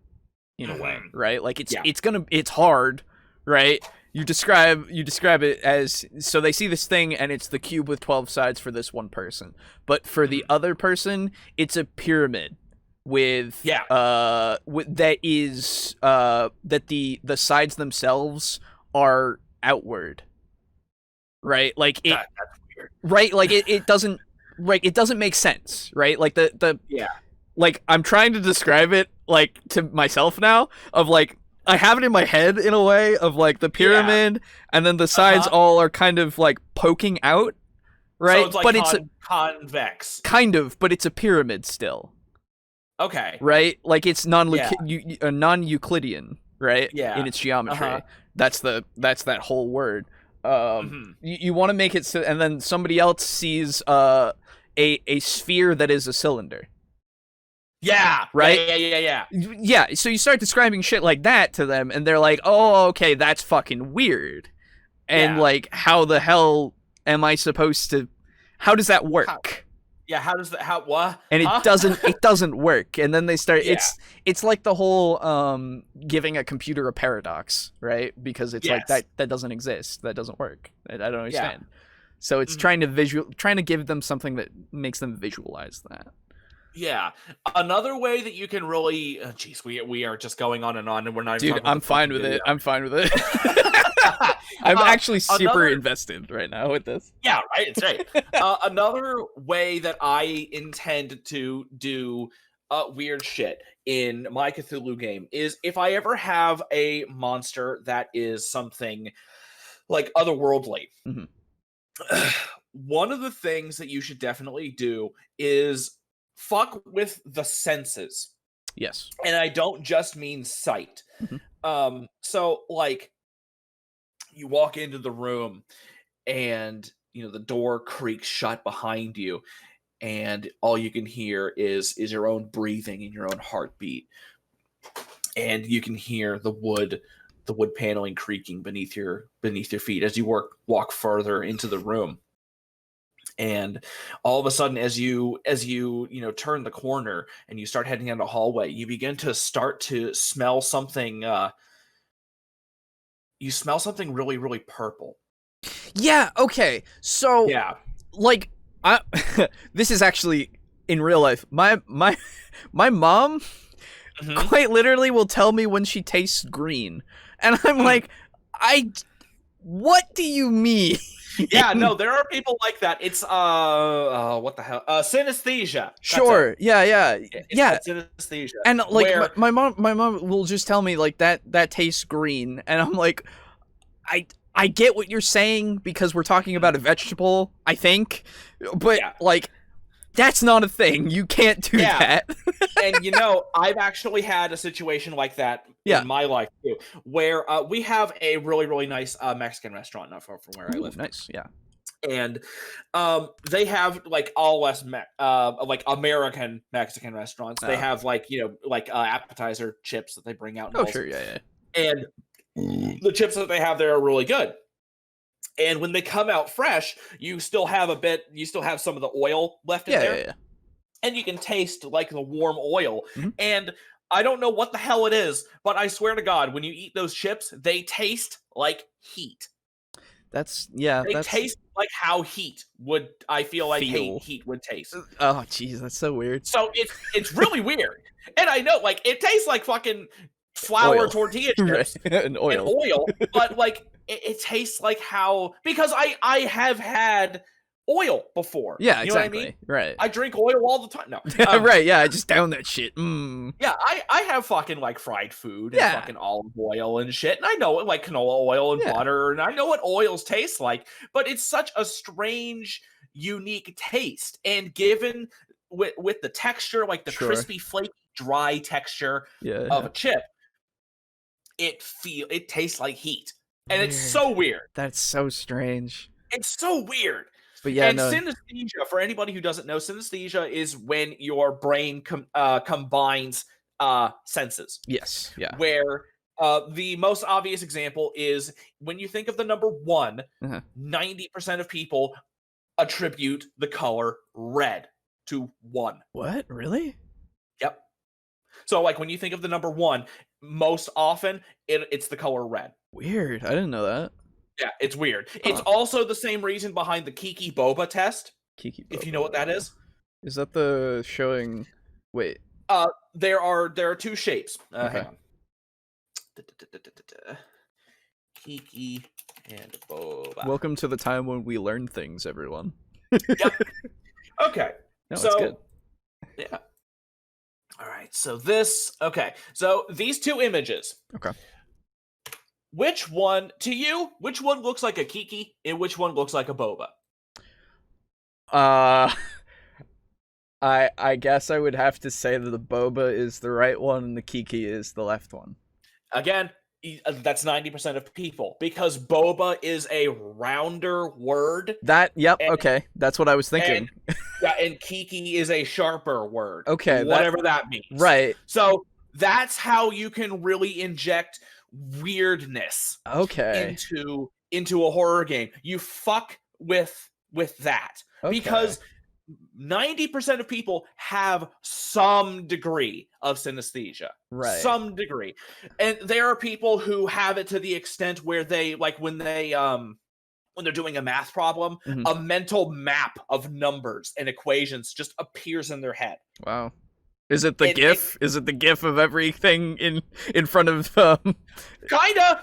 That's awesome. It's kinda like that. And That's honestly, it's actually been stated in some of the there's a book written by I don't remember who it was. It was literally called Becoming Batman.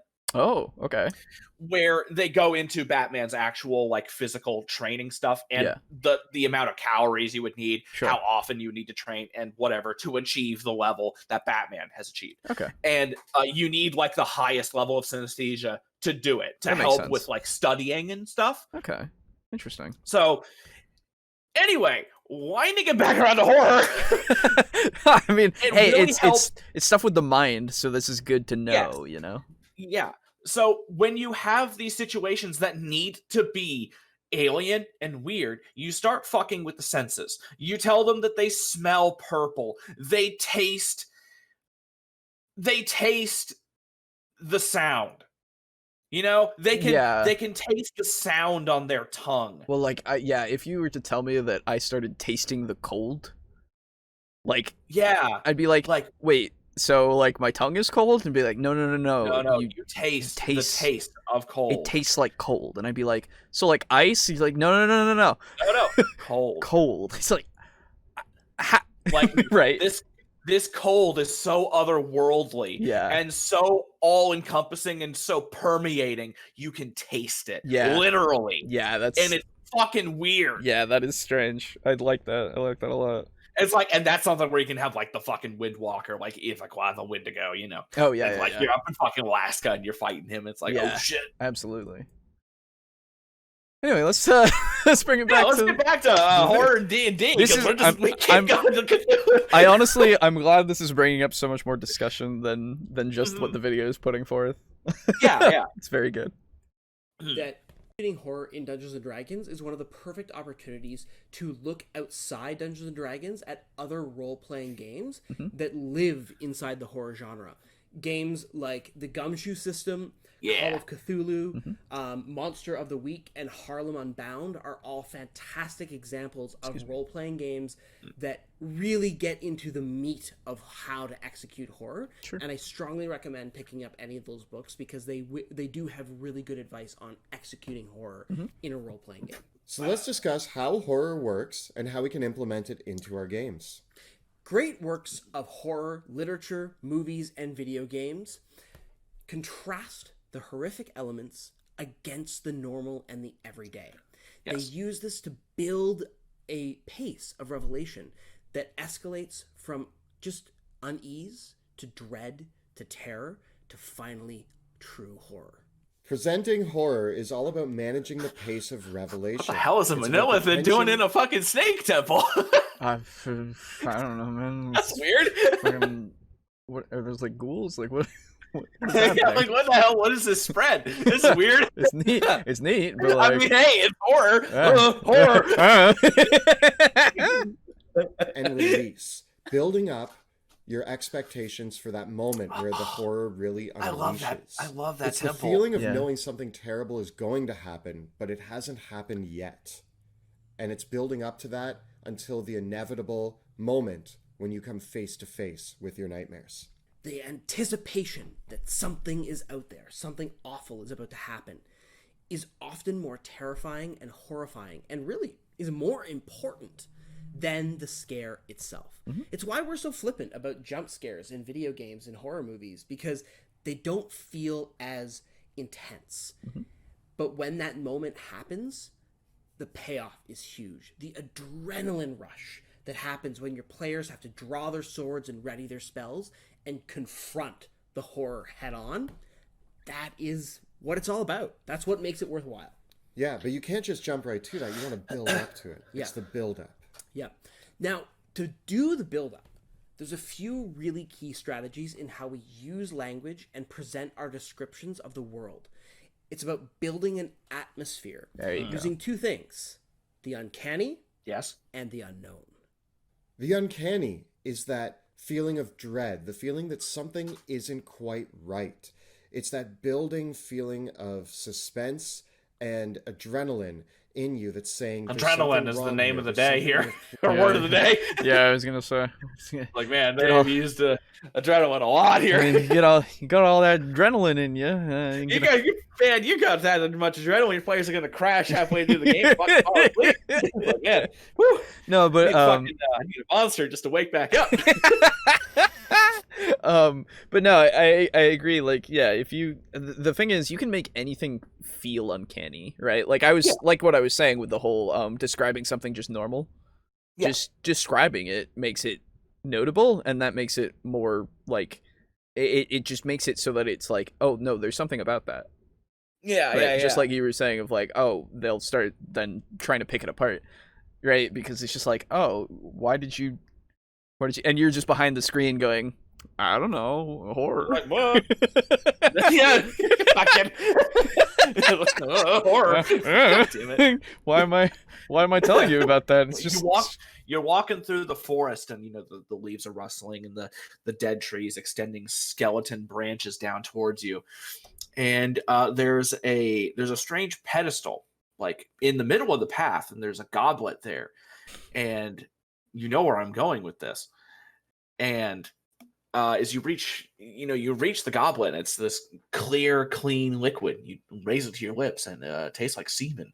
Yeah, horror. Horror. It's pretty horrific, right? Thank you. How to be a great GM. It'll never go away. Here's the thing. Yep. Okay, I gotta actually. Because I was thinking the day, like the very next day, I was thinking like, oh, this tastes like semen. It's horror. It's very weird, very strange. Yep. And here's the thing, one. Okay, we have to disseminate this. Oh, hey, we have to disseminate this. Yeah. One, not everybody knows what semen tastes like. No, really don't. Yeah. Two. Why would you jump straight to the sexual fluid? And three, here's the thing. This is what you should go with. If you want to do a taste like semen thing, have it taste like bile. Ooh, bile's good. Yeah, bile's good. And here's the other thing.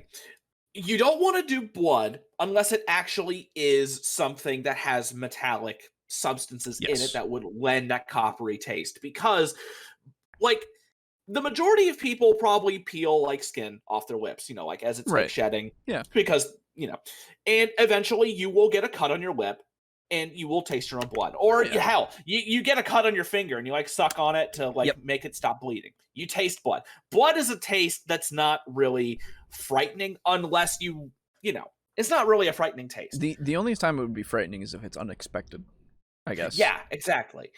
And like it needs to seem like it's not coming from the right place. You know what I mean? Yeah, absolutely. So like if you're in a dark cave and you hear rushing water, it's like, oh man, I'm really thirsty. I need to get some water. You go to drink it and it tastes like blood. Right. That's bad. I actually, now, I would say something that would be a good representation, actually, of something that would be kind of more horrific would be, you're traveling in a snowstorm, and some of the snow, you like open your mouth, and some of the snow gets into your mouth and onto your tongue, and you taste blood. Fuck, Jesus, yeah, that'd be scary. Right? Like, then you'd go, what? Yeah. Like, that I feel like would be way more out of place than something like rushing water, you know, because it's like, oh, there's a blood fountain somewhere. Oh, God. Right? Like, yeah. Well, I mean, it's the implication of when you drink it. Like, it sounds like rushing water, and it's all blood. It's like, what the fuck is going on very, up there? Very true. Very true. But the thing is, bile is that taste that I'm fairly certain, I can say this with pretty high certainty, that nobody likes the taste of bile. Pretty sure, yeah. And it is a taste that you should never taste, because bile is something that resides deep in the stomach. Yeah, you don't want to taste that stomach acid. Shit's bad. And it's bad. And so for the people that have tasted it, it only really comes about in like a high stress, very, very uncomfortable scenario, usually when you're vomiting. Yeah, absolutely. And vomiting is either something when you're in danger because your body thinks that you've been poisoned, or you drank too much alcohol, which again, technically poison. Yes. And if you like ate way too much and your stomach literally can't handle it and you have to get it out. So having that taste of bile, it seems a bit more primordial. Okay, yep. In its wrongness. Yes. You know what I mean? I agree. Because it's just something that that shouldn't be there. Right. You know, it has its place. It's the stomach. It's not supposed to be coming up. Yeah, and like people sometimes just drink semen. That's the thing. I mean, I've looked at some. I've seen some shit. There are things out there, and sometimes people do it. Yes. Yes. Mm-hmm. And some people like it. Some people do like it. It's like, that's not horror. Exactly. Like, horror. What are you talking about? No, man, I'm into this. That's why you got to play 5th edition Call of Cthulhu when you have fetishes, not manias. But yeah, yeah, like you have to think of a fluid that's more repulsive than that. I mean, I guess to some people maybe that is one of the most exactly. It definitely could be, and I can see it being like it's both a gross out as well as a that's wrong thing. And like I would say motor oil is a good one. Like motor oil would be good. It tastes like motor oil or grease. Stuff like that. Like that's like a substance that isn't necessarily biological, I guess, as well. Yeah. You know? Like, because then it's like, why, like, if you get a glass of milk and it tastes like fucking motor oil, then you're like, what? Yeah, right? You fucking spit that shit out. The hell did you just give me? Yeah, exactly. And then the other person's drinking it and they're just like, why is this milk? And then you drink it again and it's milk. It's that was weird. Yeah, exactly. And sorry, I spat that all over you, my dude. Yeah, exactly. Let me get a towel for you there, my dude. And what was the other one? Okay. So long time ago, I don't remember how long ago this was. Okay. My parents were into a diet, one of the diets. And it was one that involved eating a lot of seafood. It wasn't like pescatarian or whatever, but like just through the course of the nutritional requirements, they wound up doing a lot of fish. Okay. And I was like, okay, yeah, fish is fine. And I'm like, you know what, I'll partake.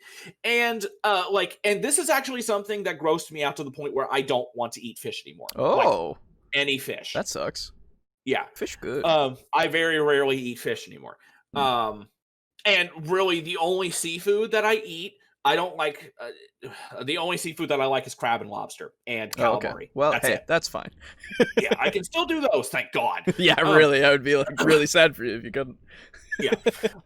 But what happened was, I don't remember I don't know if there was anything wrong with the fish itself, with like the meat itself, but I'm fairly certain it was a big fillet of like salmon. Oh.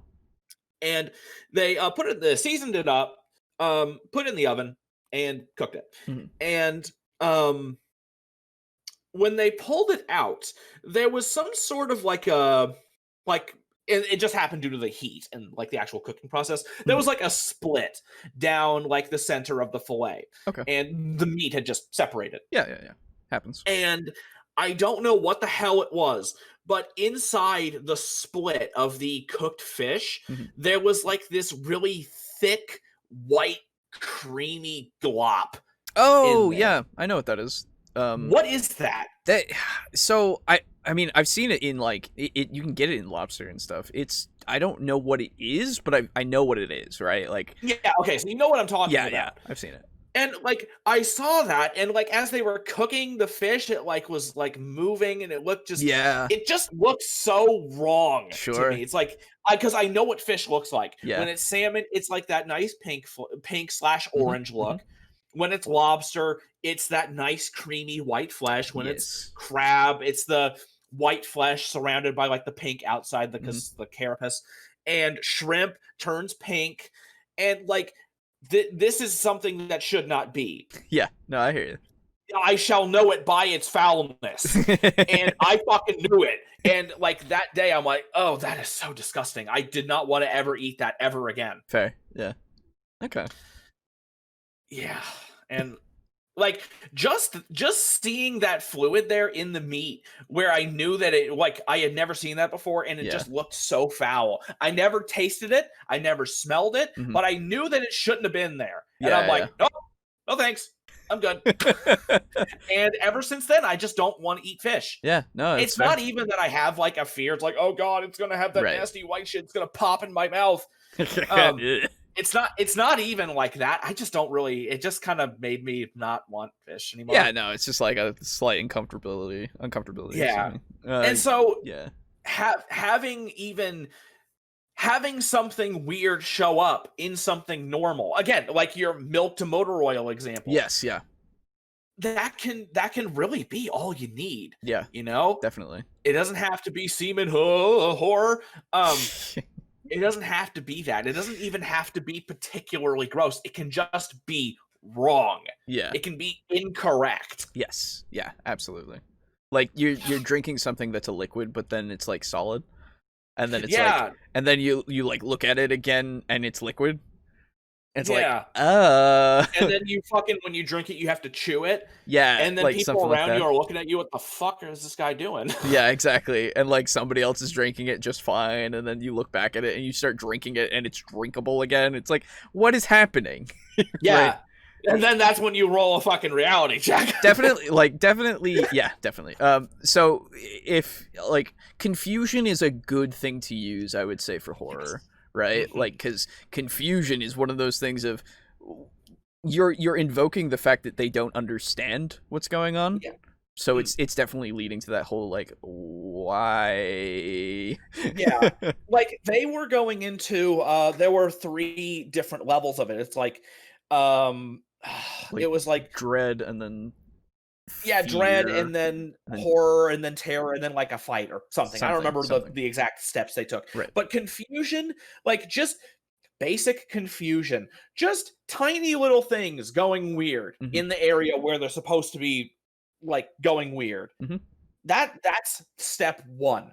You have to start establishing that something is weird. It doesn't even have to be you see a fucking body hanging from a streetlight. Right, yeah. No, it can be as simple as, oh, you walk by a patch of flowers and you smell rotting flesh. Yes, yeah, exactly. And then you look around and nobody notices. And you're confused, yeah. It's the uncanny, like they're talking about. It becomes that uncanny shit. Which, yeah. Yeah. So let's continue on here. Oh, we got 15 more minutes. Oh, Jesus Christ. Something that you can't quite put your finger on. When we use this as in our descriptions as dungeon masters, you want to present normal things slightly askew. You slow down your description. You put it into your voice. You mentioned the flickering light in the fireplace, which causes shadows that are just a little bit too long. The black cat lurking in the alleyway that hisses as you walk by, just a little bit unsettling. The sound of cawing. I mean, honestly, if I saw a black cat in an alleyway, I would just try to pet it. Yeah, I was gonna say, like, it depends on the person, I would say, for that. Yeah, right. Like because we own 2 black cats. I'm like, oh hey, black cat. Oh, there you go. Yeah, no, it's literally like for the black cat thing, like that's like bottom of the barrel, like lowest common denominator shit. Yeah, I would say at this point it's way too in pop culture that it's like, oh, black cat bad, right? Because unless you do like it is an omen, right? Yeah, like that. It's an omen. Like, and honestly, I wouldn't even use a black cat as an omen because people love cats. The thing that I would use as an omen would be ravens. Yes. Oh God. Yes. Fucking Corvus birds. Yes. Fucking absolutely. They are so spooky. Because and I mean, I love ravens and crows and blue jays and the Corvidae family as a whole. But when you're walking through a town and like it's overcast and there's like the distant rumble of thunder and the wind, and you're walking down along the street and make a perception check. Okay, you made it. And you look up at the power lines and you just notice that there's a flock of crows just all looking directly at you. They're not even doing anything. They're just watching. Well, that's the thing, right? Because that could be something that's entirely normal because crows and ravens are intelligent and they will remember faces. That's a thing. Like they are fucking smart, but they also like pay attention, you know? So like they're brilliant animals. And it's one of those things where it's just like you could either take it in such a way of, oh, okay, good, it's a bunch of crows, or you take it in a way of, why are the crows looking at me? Yeah, why are they watching me? Yeah, exactly. And another thing that you can do is if you want to have that, if you don't want to go so blatant with the crows and ravens, one of the things that you can do is instead of doing the cat hissing at you, you're walking down the street and you're walking past somebody and they have a dog and they have like, I don't know, like a stereotypical like happy dog, like a Samoyed or a golden retriever. Sure, yeah. You reach down to pet it and they like cringe and back away from you. Yeah, and like growl or bark. Well, I don't know. It's less that they get on the defensive and more that they're just afraid or something. Okay. And like they can just sense that something about or around you is wrong. Yeah. Because you've been exposed to so much of this wrong shit. Exactly. Like that's actually something that's super powerful use in horror is animals in general. Yes. Because animals are always the things that can sense the unknown, the strange, the supernatural, all that kind of stuff. Yeah. In most media, they're always the ones who are like the birds are the first to fly away before a tornado hits. Yeah, you know? Exactly. Animals can sense an earthquake is coming, you know, and so when you start to see animals starting to act weird and like be scared of something that you don't know. That it's a warning sign. It's a warning sign that exists even in real life because it's a real thing that happens. And so when that happens directly in front of you, and when you're walking through the town and all the town dogs try to give you the widest berth possible, you're like, what the hell is on me? It kind of makes me think of like Amnesia, where you saw Amnesia, correct? Yeah. Okay, where Daniel goes and finds that artifact, and then like it's pretty much stated explicitly that like that thing, whatever it is, that monster, it's following him to try to get that artifact, and so it's latched onto him. Yes, yeah. And so he has this aura of like pervasive like darkness that's projected onto him by this fucking monster. Absolutely. And so just the monster wanting to kill him is making an effect so strong that it's making animals be terrified of you. Yes. Is scary. Oh yeah, absolutely. God, this is fun. This is a good one. Fuck. Yeah. Oh man. A doll nailed to a tree in a forest. The sound of an eerie lullaby or a child's voice carried on the wind. Well, yeah, children are creepy when they're out of context. Oh my god. Children, well, even in context, they're fucking creepy. Sometimes in context, yes, as well. But like, fucking, if you just have anybody hear a child at all, just somewhere, like where they're not supposed to be, yeah, that makes you go, why the fuck is the child there? And then they don't see a child, and then they're even like, See, now, what you gotta do is you walk into the woods and you hear a fucking child's voice on the wind. You follow the voice, and it's a child. It's like, oh, I got lost. Yeah. It's like, oh, okay. And then they're just fine. They literally just got lost. Oh, absolutely, right? Like it's the classic thing of like the mimicry kind of stories of where things try to lure you away with whatever, you know, like children crying is one of them, because we're programmed at a basic level to want to protect children. Like that's a primal thing. If you want to attract me into the dark woods, either mimic the sound of a frying burger or the sound of like a cat or a small cat or a small dog. Yeah, no, it's fair. Because then I'll be like, oh, hey, dog. Yeah, no, I understand. I just mean like it's just as a species, right? Yes. We're programmed to want to protect our children, and so like that classic thing of using that to lure someone away, or like just help, like somebody screaming help, you know, like all those kinds of tropes, I guess at this point, those are programmed in to be the way they are because of how we are, you know. Now, didn't you do something like that with the warg and the furry campaign?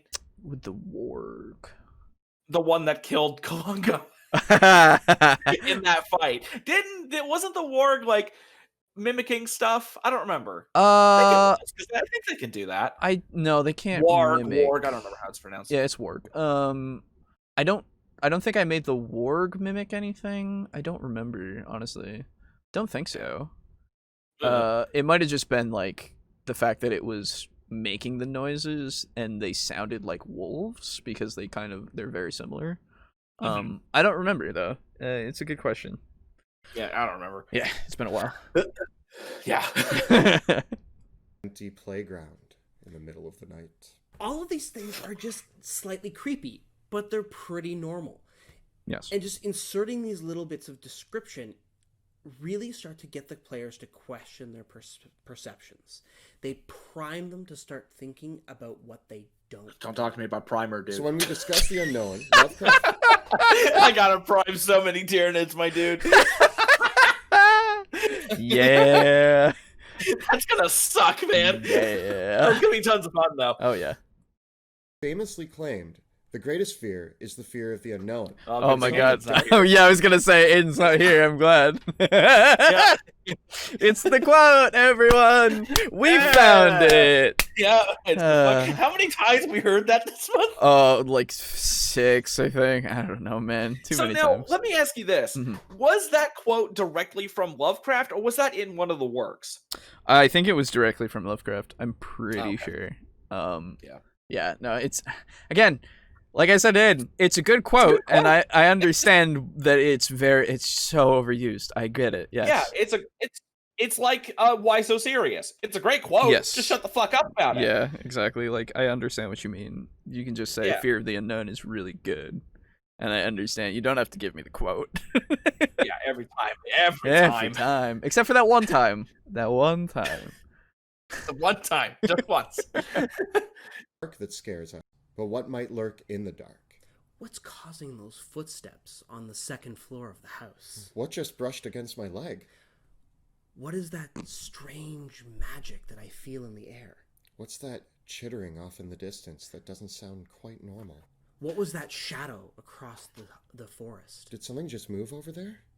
Why isn't my magic working properly? What just ate my leg? But, okay, well, yeah, no, that one. I don't know. I like how they didn't. So, okay, wait a minute. I'm sorry. Yeah. I can tell that because they cut away so quick. I can tell that got a laugh. Yeah, no, Why did they cut that out? Why did they cut out the laugh? Because I like that. I mean, to be fair, it works in either respect, because the cut also just adds to the comedy of it a little bit. You know? Yeah. Fucking. Oh, Jesus. Yeah, no, that's pretty good. I like that. Yeah. Blood come from? Where did all that blood come from? Where are the hirelings?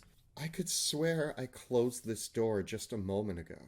What lurks inside the ancient tomb? Don't go in the basement after dark. What is that strange light in the distance? You want to engage the player's senses. I was just starting to get to that point of like, all right, I get it. You know, you're getting there, but good. What was it? Oh shit. Oh, the magic not working. Yes. In D&D, that's a really good one. Yeah. Oh, absolutely.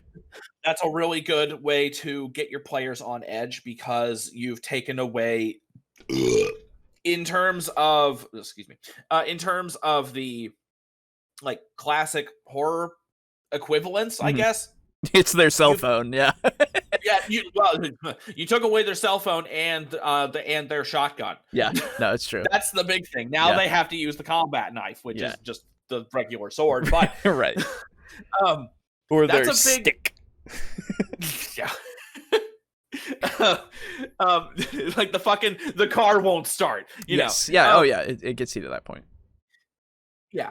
You gotta take something away from them. Because, again, that pushes them out of their comfort zone. Mm-hmm. So, like, if they have their nuke or wizard, all of a sudden, magic doesn't work. And you don't know why. Maybe it's not everywhere in the area. So, like, for example, we'll just use Barovia as an example. Sure. Not all of Barovia, but when you're in, like, Strahd's castle or, like, some tomb that Strahd sends you to, now your magic's not working. That's fucking weird. Again, you can do that as simply as just having the dark powers be like, no magic for you, bitch. Right, yeah, totally. But, and another way you can do it is, say you have a bar, you know. Okay, yeah. A bar or a fightman. You make it so that once they enter this place, all of a sudden their swords and their armor feel, like, ridiculously heavy. Sure, yeah. And they have to make, like, a strength check just to, like, swing it properly. Yeah. And so you're hamstringing them. Yeah. Maybe cut their movement. Yeah, exactly. Like, it's now everywhere is difficult terrain where it looks like it's clear.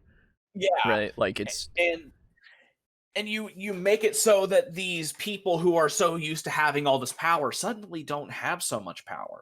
Yeah, you have to find a way to not nerf them to such a degree that they complain about it, right? Because I feel like doing, like, half of their like making it so they can only cast, like, 1st to 3rd level spells, you know, like, definitely, like, not taking away all of what they can do, but definitely making it so that they have less options. Like, that is a good way to do it, because, like, it's also the use of taking away senses, right? Like, take away vision, then it's like, oh, okay, now I have to rely on everything else. Like, take away the ability to feel, like, things, like, then they can't feel their own sword, they can't feel, like, they can't even feel their own hands, like, they're just, like, it's just one of those things where if you just start taking away these slight things, it'll bring them out of that whole, like, oh, now shit is weird. Right? Yeah. And it elicits the same kind of thing. So, yeah, I mean, man. Whew. Yeah, it's like so much shit that we can do in horror. Yeah, it's quite fucking great. That's why horror is so good. Yes, horror is really, like, I'm a self-proclaimed and definitely very truly a scaredy cat in real life. Oh my god. But I love discussing this shit because it's fun to explore why I'm afraid of things, right? Yeah, because I don't know if you know, but fear is one of the oldest. No, it's their biggest emotion. It drives us all. Yeah, fucking, especially villains. God damn it, I forgot about that. No, I will never. You know why Cthulhu is so angry? Because he's scared. Because he's afraid. Oh, Jesus. That's bad. Yeah, no, that would be actually bad.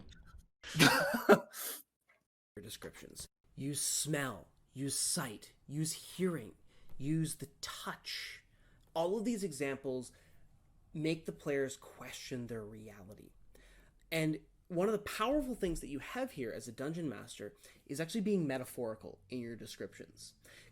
Because real mastery of horror in role-playing games is wielding metaphors. See, I love those. I love that temple stuff because you can see in the bricks they have their own, like, squares. Yeah, That's super cool. I think it's probably from what's it called? I followed them. I followed them for a while. There is a company that makes these kinds of terrains that you can buy. And they are like usually just like a Kickstarted thing, and then once the Kickstarter's over, you can't get them. They're like, but it's like, oh man, like people sell this kind of terrain. Shit. It is really good shit. Like it is, I think Dwarven Forge maybe is the name. Let me look that up real quick here. Yeah, I just dig how it has the, like, alongside looking as good as it does, it has the squares built into it. Yeah, it's great. No, it's Dwarven Forge, yeah, and it's all like little pieces that you can just put together in different variations and stuff, and it's just really good stuff. I wish I could get a bunch of it because I would make many little terrains just to have, you know. Yeah, but yeah, you're not consuming information from your players, but rather getting them to invent things that aren't there. Yeah. And in fact, this is the difference between using an interesting camera angle in a horror movie and what you can do as a DM.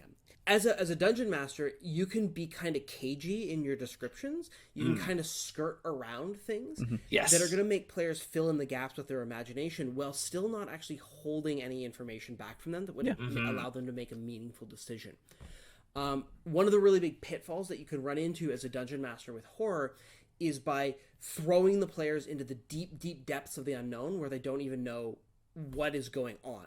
Yes. And that's the horror movie equivalent to like the series of rapid jump cuts where the camera is moving so fast that you just feel nauseous, not scared. Yes. That's the that. Yeah, it's in general, not just horror movies. Jump cut bad. Usually if they're done in quick succession. Dude, it's the what's the example? I think it's Taken, maybe?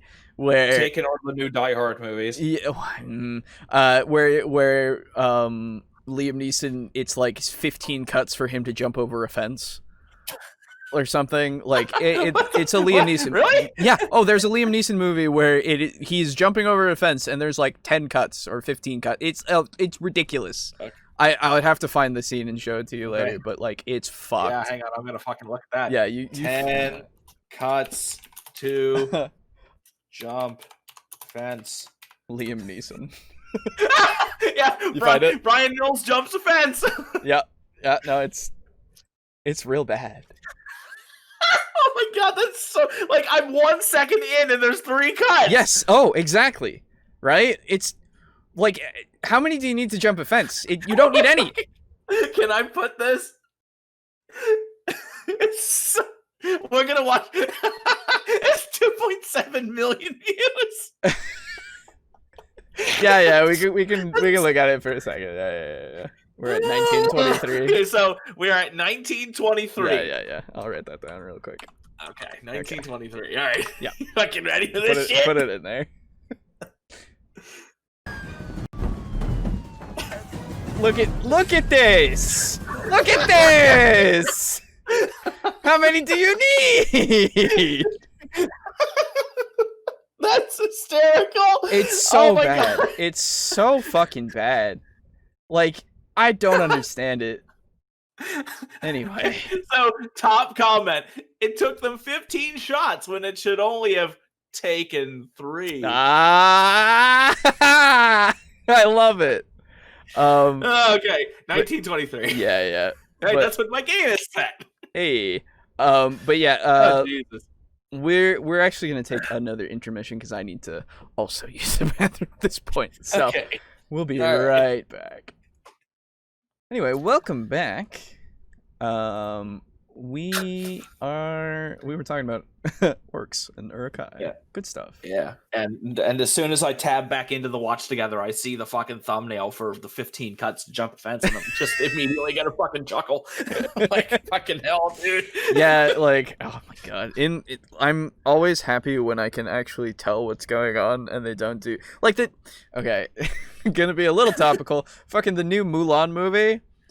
Oh my god. Oh my god. It has scenes like fucking it's so bad. That's what I've Never heard anything good about it. Yeah, and as you shouldn't, people who actually like it are wrong. Or at least I don't understand how they could.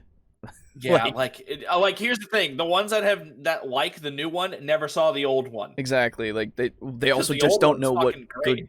They don't know what good, actual, well-made fucking films are. Like well written, well shot, Disney. Honestly, that's, now that you mention that, that's kind of a scary thing to think of, where the good movies are so rare now it that sucks. like I feel like it's only a matter of time before the movies that are just like are so obviously trash are gonna become the norm. I just hope that that people who are like us and like other people who actually like criticize and want more from movies aren't just stomped out, right? Like that's what scares me. We're talking about horror. No, but like legitimately, that's what like actually scares me about that kind of like the entertainment industry in general. Is just we're just gonna get lazy to a point of just like we're gonna be like the bringing 40K. We're gonna be like the Eldar and just be fucking decadent and like not give a shit and have so like fucking Slanesh is gonna happen. Right, exactly. Then we're gonna turn depraved and go for all this garbage that we don't, and then it's just like Slanesh will be born. And So okay, wait a minute, hang on then. Yeah. Okay, so Slanesh is She Who Thirsts, correct? Yes. Right. Okay, so if She Who Thirsts is because the fucking Drukhari became like super over sexualized and super like torture shit. Well, it's not just sex, obviously. It is it is what is it? The pursuit of actual like feelings, because they kind of like lost their ability to feel sensations. Well, it's oh god, I can't remember the actual word. Fuck me. It's going for like everything over the top. Everything over the top. Excess. Thank you. Yes, excess of everything. That is the thing. Yeah. So then, what the fuck is Slanesh gonna be for us? She who doesn't give a fuck. And then everybody is just like, oh god, you know what that makes me think of actually? What? There is. Did you play Oblivion? A little bit, yeah. Did you play the Shivering Isles DLC? I know of it. Okay. Spoilers for like a 10-year-old game, 11-year-old game, however long. If you haven't played in the Shivering Isles DLC, you go to the realm of Sheogorath, who is the Daedric Prince of Madness. Yeah. And the whole thing with that quest line is that you are trying to stop what's called the Grey March. Right. Ooh. Yes. And the Grey March is the arrival and domination of the realm of madness by the Daedric Prince Jiggalag, who is of order. Yes. Yeah. And it's not the kind of order where it's like everything is like good and regimented and stuff. It's gray. Yes. Nothingness. It is the antithesis of chaos and freedom. It's just nothing. It's just nothing. Because nothing can be out of order if there is nothing to have order or disorder. So it makes me feel like it's going to be like that. Oh, God. Like, yeah, like what's going to happen, Slanet's going to show up, and then it's just going to be this. It's basically going to be gray goo, essentially. Make us into gray goo.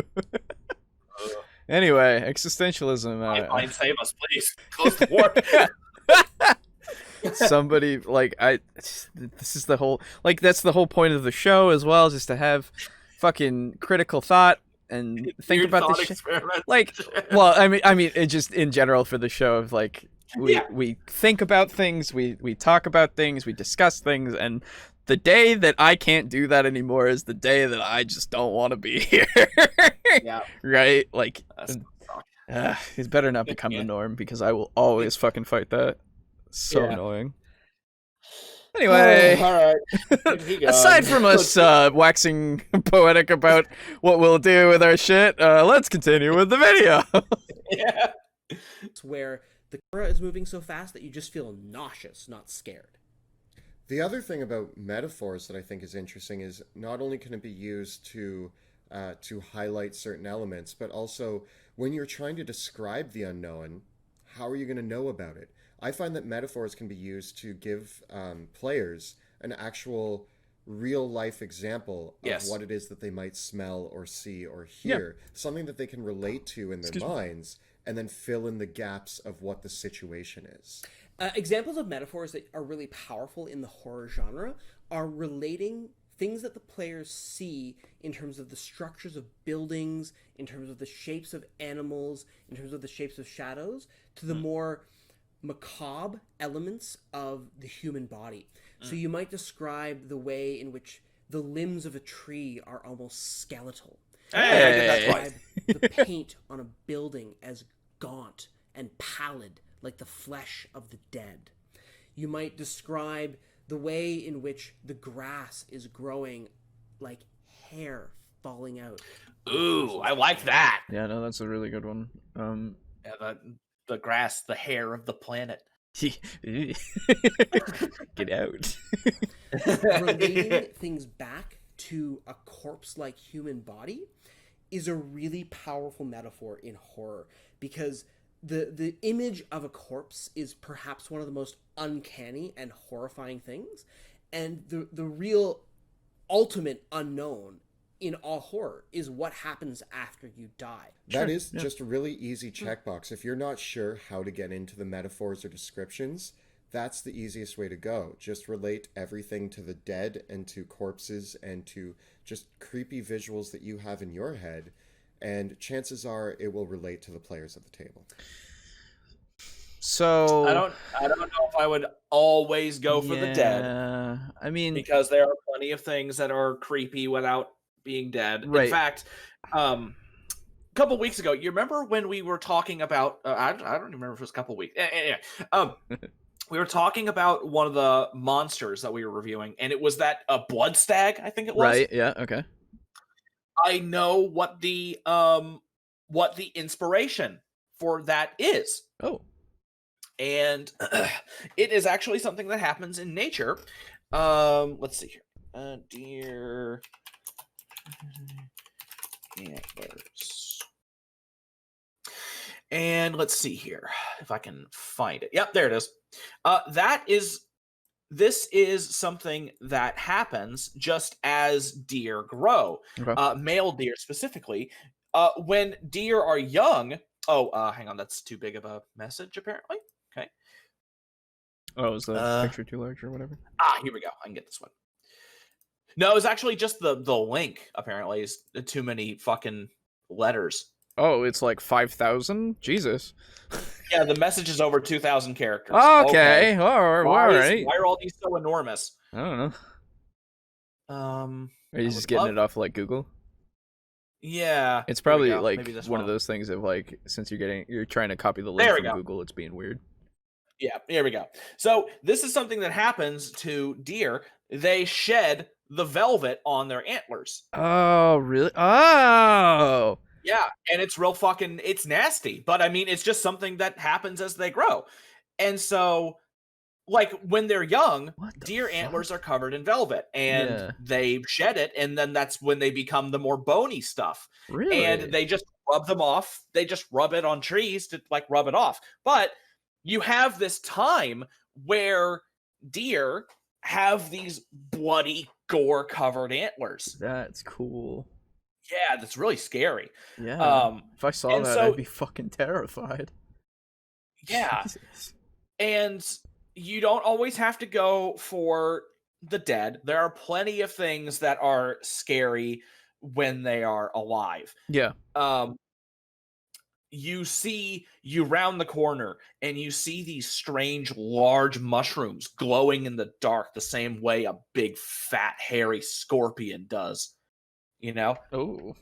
Because scorpions glow under the blue light. Oh, ultraviolet? Yeah, ultraviolet, that's it. Gotcha. And they glow that really vibrant, like neon green. Oh, I didn't know.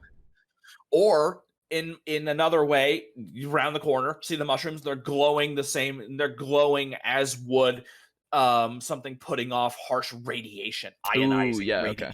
So they're glowing that like fluorescent light blue. Yeah.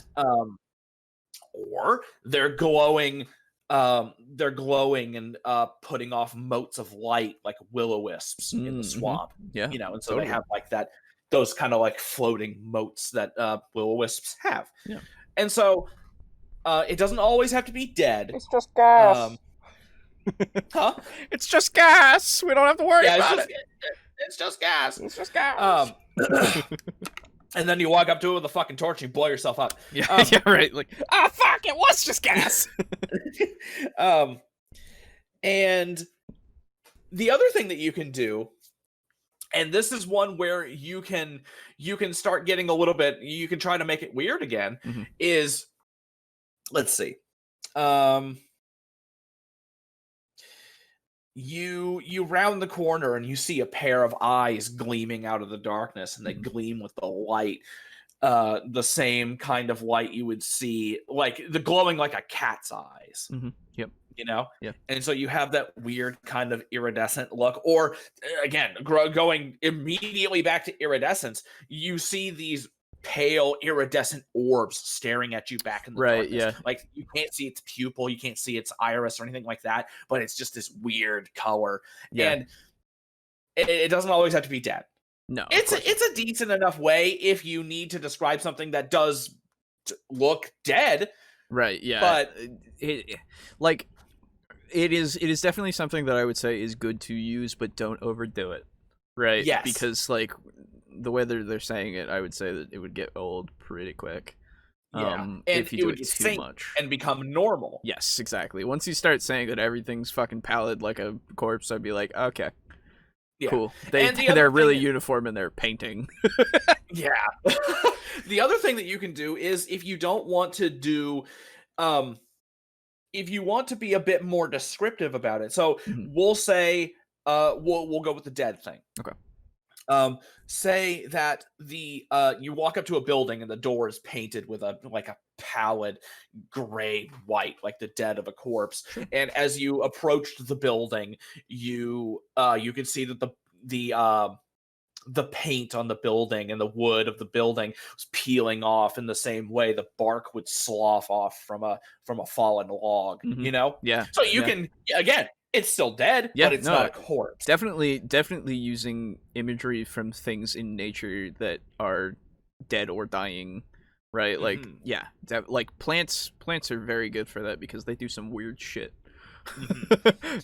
The thing raises its claws and it's covered in gore the same way a vulture's head would be after descending on a fucking roadkill. Yeah. You know? Yeah, exactly. Right? Like, you can conjure up this imagery so that they know what you're talking about, without having to do it as a corpse, definitely. Yeah, and it doesn't have to be always the human corpse, because obviously a human corpse is pretty scary. Yeah. But once you start describing everything as a corpse, then wow. Hey, another dead body. Why are we around such dead body buildings and things? Yeah, I don't understand. Guys, you guys have shit fucking like. Come on. And then who did you hire to paint this place? Edgar Allan Poe? And then you describe a single lamp that is actually made of human bones, and you're like, oh, God. Okay. Wait. It's not like human bones? And it's like, no. It's like, okay. Yeah. The other kinds of metaphors that are really, really excellent for horror are the tonal ways that you can present things in your voice. Slowing down your speech, speaking in your lower register, almost above a whisper. Oh, God. We were talking. This was brought up before. Yeah. I mean, okay. So, yes, there is a certain feel that you can convey when you go into a lower octave and you slow things down. Like, slowing things down in itself is probably enough, but even so, like, it depends on the moment, right? Because if you are describing something in a tense situation and you slow down, that can heighten that up, you know? Like, but if your characters are in between adventures and they're literally just going to a fucking speakeasy to grab a burger, right? You don't really need to fucking...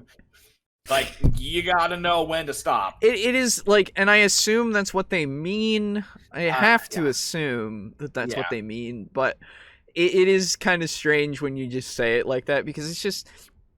I don't know, just doing it doesn't really it has to fit in the moment. It has to. That's the only way that it really works, because otherwise you're looking like a weirdo. Yeah. The people will just like they'll just go, "Why are you talking so slowly?" Like, did you lower your fucking voice? Just no. What? No, this is my real voice. I don't know what you're talking about. It's just like it's like if you just start doing the Batman voice just because that's lower, and it's gonna sound ridiculous. Like the Christopher Nolan Batman movies, they're pretty fun and pretty good mostly overall, and like but everyone knows that like the Batman voice is really dumb. It's so stupid, right? Yeah. I don't know. It's a punchline, basically. Yeah, exactly. It's definitely it's there to mask his voice, which is it's definitely doing that while also fucking killing it.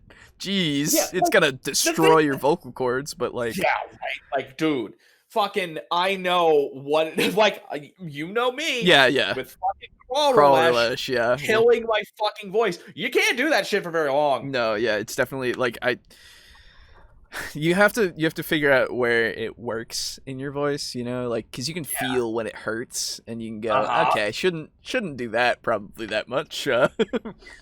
You would think that Batman, with his like trillions of dollars and all the tech he could ever need, would just pick up a fucking voice modulator. They do that in so many other things, yeah. Hell, honestly, I'm fine with it whenever they're just like, no, he just talks like himself. It's fine. Like, because like one of the older, not George Clooney, Michael Keaton Batman. Okay, Michael Keaton Batman. Yep. He had a great voice. Yep. For Batman, and he just used his normal voice. There is definitely he didn't have to be like attempting to be threatening. He just was. Yeah. No. Exactly. Like, I know we're totally off, but I have to say, like, you can convey a different tone of voice without changing your voice, you know, like the way that you present your voice itself and the way that you speak, you can make it sound more threatening without having to change pitch much, really. One of the ones that I like, or at least I think I can point to, because it seems like you guys always seem kind of tense when I'm doing it, is Dispotter. Yeah, it's just you, but you're barely doing any different voice. Exactly. I'm just speaking a bit more authoritarian. Exactly. That's the thing. You are speaking in such a way that it is authoritative, and so I listen.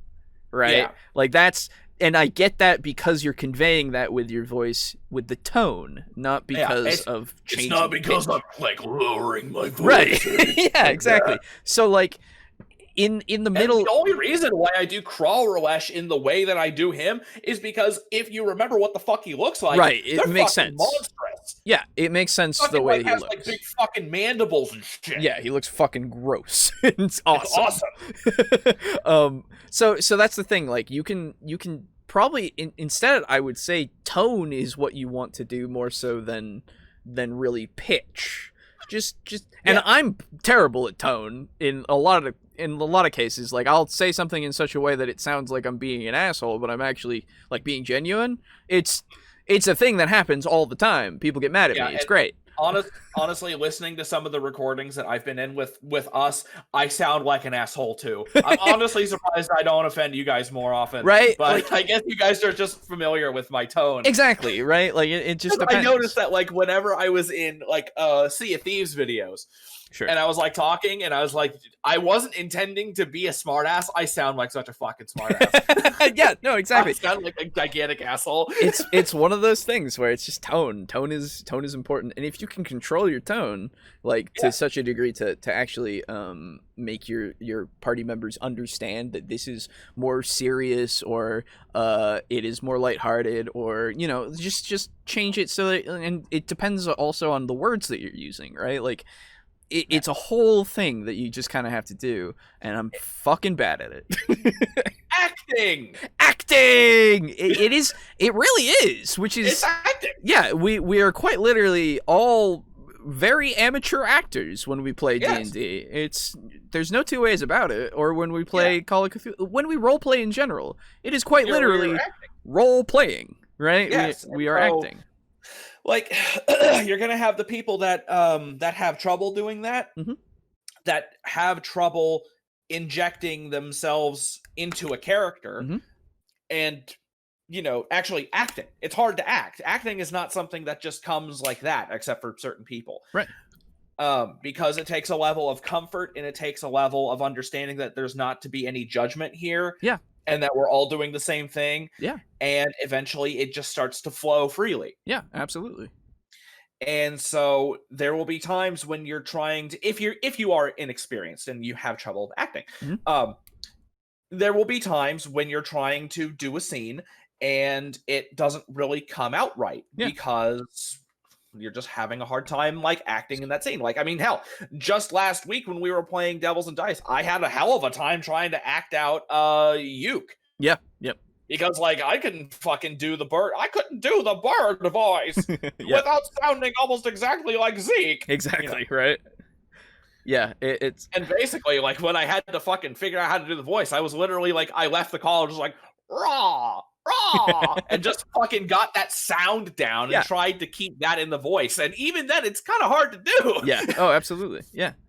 But yeah, so I would say tone is definitely more important than pitch. And and I would also agree that it depends on the situation, but slowing it down or speeding it up, that can also add to it. So yes. God, Alan Rickman looks so disappointed in us. You keep calling him that. I mean, he fucking makes me think of Alan Rickman every time I see him. Hey, man, that's a big compliment for him, I assume. Yeah, I would hope so. I would hope so, because Alan Rickman's a fucking badass. He was. Yeah. But then also using that cadence in describing movements. This notion that everything is kind of shifting can follow through in your voice and will make players feel that what they're seeing isn't the full description because it sounds like you're being a shifty person.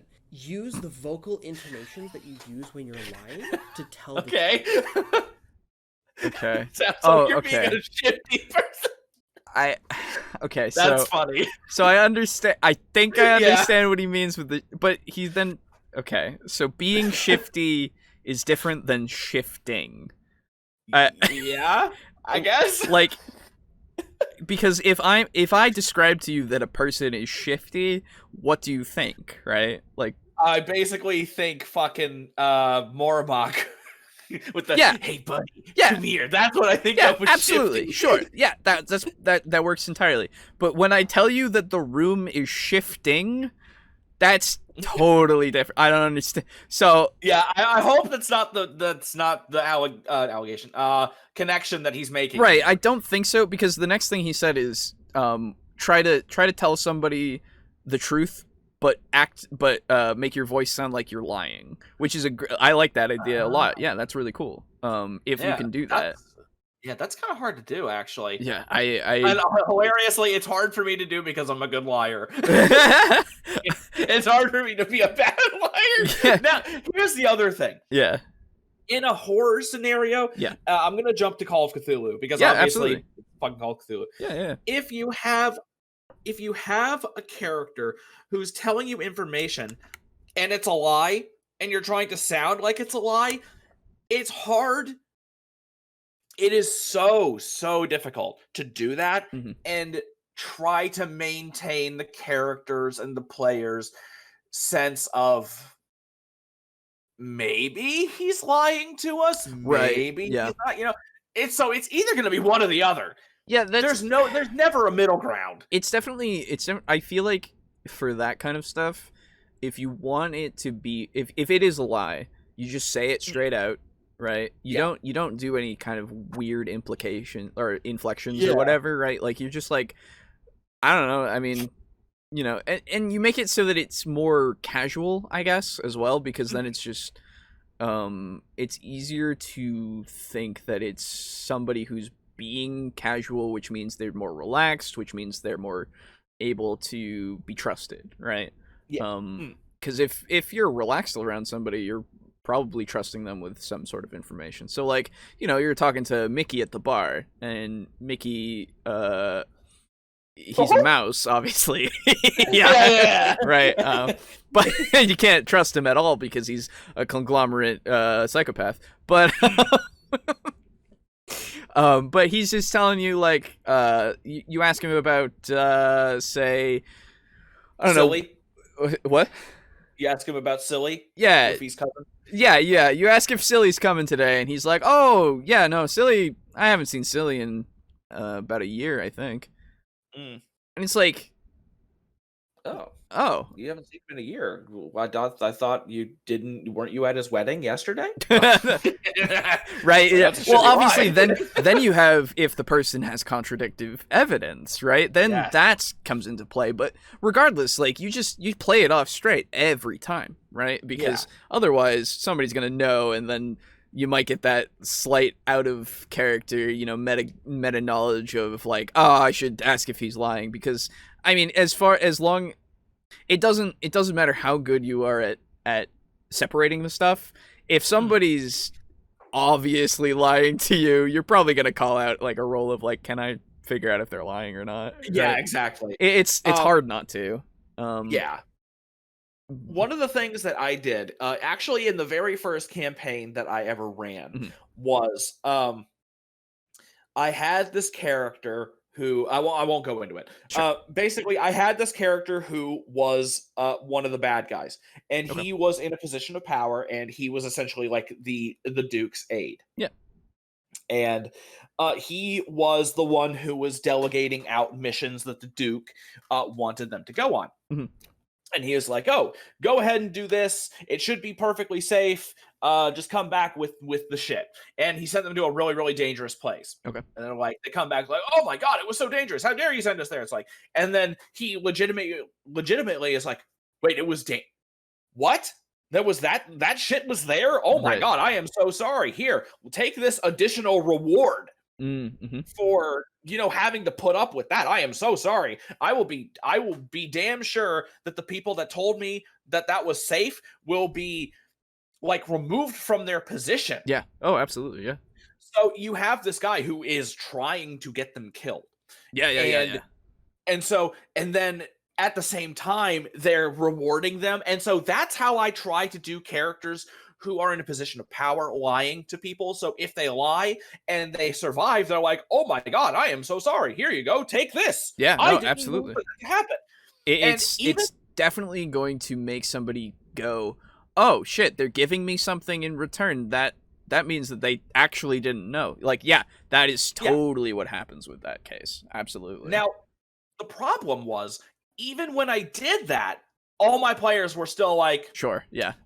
I think he's evil. Sure, like, I mean, sometimes. Like, damn it! I'm trying to make this guy seem good, and it's really, really hard. Yeah, to have this duplicitous thing because everybody's so fucking paranoid. Yes, that's the thing, right? Exactly. People are paranoid because they don't want their characters to die, and so they gotta be suspicious. And to be fair, sometimes the intuition is there. Like somebody's just like, nah, this guy, he's gotta be bad. It's like, nah, you're evil, aren't you? Right. And going back to the point that he was making with the lying thing of telling people the truth, but trying to make it sound like a lie. But it is the truth to throw them off a bit. Like it is definitely effective in making it so that the players are less not trusting of the characters, but trusting of themselves, really, right? Of True. their own intuition. Yeah, that is a good point. Which like that, if you can get them to second guess themselves, fuck, dude, like you've done something really well. Yeah, you've done something good. Like or that. You played with Mike. Yeah, that. Like that is definitely like that is an accomplishment. That's fucking like I could not even imagine doing that, honestly. Yeah, because it ain't easy. Yeah, I have no idea how I can influence somebody to such an extent that they would question themselves. Like I don't understand how that's possible. That's another thing in D&D that Cthulhu has over D&D. Sure. Where in D&D, you make your character, and because they are basically a superhero, they're very sure of their actions. You know, my paladin is lawful good. I have a god that I worship, and my god tells me to go do this, and it is good. Or I am a rogue, and I need to steal to live, so I steal to live. Yes. And they are very much rooted in what they believe to be right. Yes. Whereas in Call of Cthulhu, you can have these moments where you literally get to fuck with your player characters, like the actual characters themselves. And one, it's the reality check, which I love. And two, the other thing that's even better is in Dungeons and Dragons, you have in 5th edition at least, you've got like flaws, bonds, ideals, and the other one.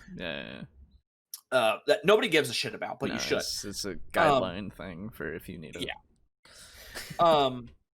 But in Call of Cthulhu, you have like a most important individual, a treasured item. I remember or this. Like or like a religion or something like that you absolutely need to, that you should definitely fill in. Yes. And when you go insane, the DM can alter that shit. Yes.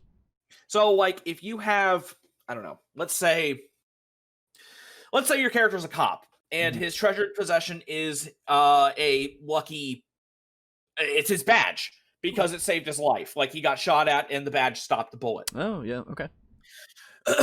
And the cop goes sees some shit and goes insane. And then all of a sudden your treasured item that he wears around his neck is the hand of a fucking child. Oh Jesus. Yeah. He hides it underneath his like his vest and like his clothing and stuff, but that's now his treasured item. Why?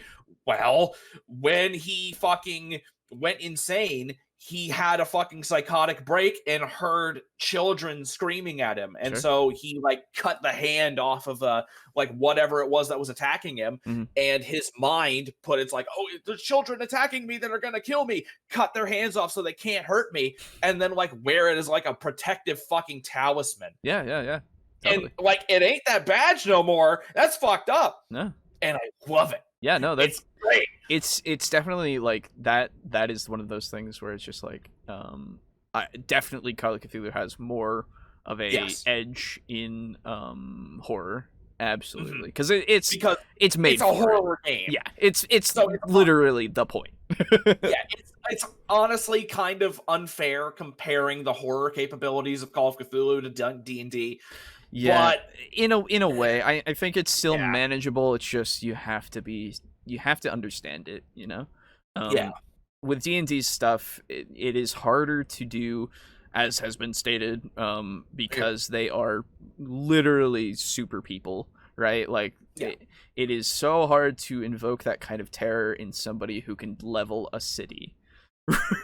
Right, in a day. You can't make Goku scared. Right, it's incredibly hard to do that.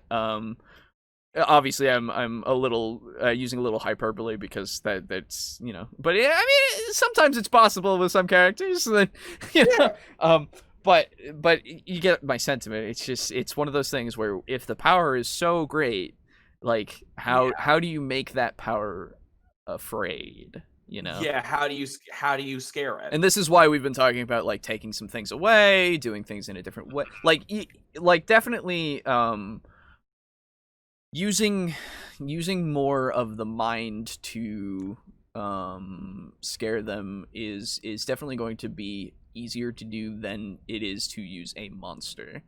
The concept of the monster before the monster is really revealed is also definitely a part of it, right? Like the concept of something that can take multiple people away from a village when the doors are locked.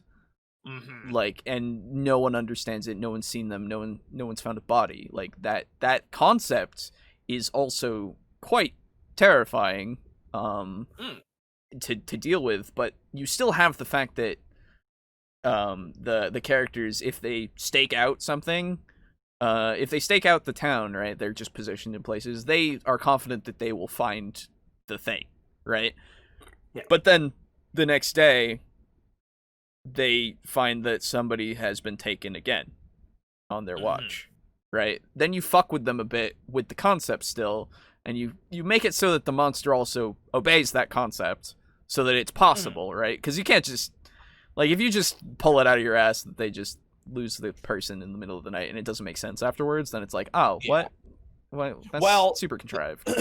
There's two things. One, do that. Make sure that it needs to follow some sort of rules. Two, consistent. Depending on the monster, you can have it follow no rules. Oh, absolutely. And that's part of what makes it scary. Yes, absolutely. If we were literally yesterday, or not yesterday, sorry, brain. Last week we were looking into Sandy Peterson's video there. He was talking about having monsters that break the laws of physics and stuff. Big right? H. Yeah, like quite big, big H himself. Like anything like that, if you make it work that way, you know, that's like this is why I said you have to make it so that it works, right? It has to be consistent. Yeah. If you just make it so that a werewolf suddenly is able to make people just disappear for no reason without having any explanation, like you're fucked. Like that's not going to be satisfactory at all.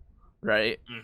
Consistency is important in everything, writing especially, when you're doing this kind of stuff. Like, if you are... Especially in situations where it's being written essentially on the fly, like in D&D. Yes, yeah. Because you can usually... And we're going to point to, like, Lost and J.J. Abrams. Oh, Jesus. Usually when you are writing or reading a book or watching a movie, and there's something that seems inconsistent, usually you can hope that it will eventually come to light how it does make sense. Yeah, oh, boy. There's... it's definitely one of those things... I know that nowadays that doesn't really... Right. It's one of those things that's hard to nowadays do. It doesn't really mean as much. But so this is the thing that I will Sorry, always... you're lagging. I'm not trying to interrupt. Oh, am I lagging again? Sorry. No, you're good. Oh, Jesus, it's a big lag this time. So I am currently in fact a test reader for a friend of mine who is writing a book / script for a show-ish thing. It's more of a concept, really. It's not a one-for-one script yet, but it is written with the intention of becoming a show. And so I've been looking this stuff over and trying to make sure that I look for inconsistency first. Inconsistency is the bane of writing. It is fucking... It is like, if you don't have things consistent in your writing, it will be noticed. At least by people who notice, who think about these things. Yeah. And I'm not trying to be mean to the general populace, right? Because like and I'm going to dig myself even deeper into this hole, because I will fucking die on this hill that a lot of people don't give a shit, and that sucks. That's stupid, and I hate it. Because I mean, the success of certain movies kind of points directly to that fact. Exactly. And so the point that I'm making here is that I have been doing this so much so that I this is my second run through of her first episode, her first thing, and I didn't notice it before, but I'm noticing more like things that I was like, oh shit, this doesn't make any sense if I were to watch this or read this. Like what is happening? And like I'll do that with this kind of stuff, because if you don't give me a reason to understand it, or at least for it to make sense in the self-contained narrative itself, then what the fuck, you know? Like you've completely you've just done it in such a way that I'm not satisfied, because it doesn't make sense, right? Like you need to have, and even if you do it in such a way that it will be revealed later, it has to build up to that, right? It has to make it clear that this will be explained, or at least hinted at. You know, it doesn't have to be outright clear that it's explained, Yeah. but it has to Like- be explained. And it's as simple as being like, this doesn't make any sense. We'll figure it out. Yes, and that's the thing. Okay, we're getting to other things that are not entirely horror, but it needs to be said. Being consistent is hard, but that doesn't mean that you shouldn't do it. God damn it. Fucking write better, people. Yeah, that's like, it's a lot of, there's a thing in writing. Yes. Where you will, if you're writing a novel, we'll say. Sure. If you're writing a novel, you're going to have all this shit. Mm-hmm. Because you're the writer and you're like, oh man, we should have this and this and this because I think this is cool and this is necessary and yada, yada, yada. Those things in your stories are called darlings. And there is a popular term amongst writers, and it is kill your darlings.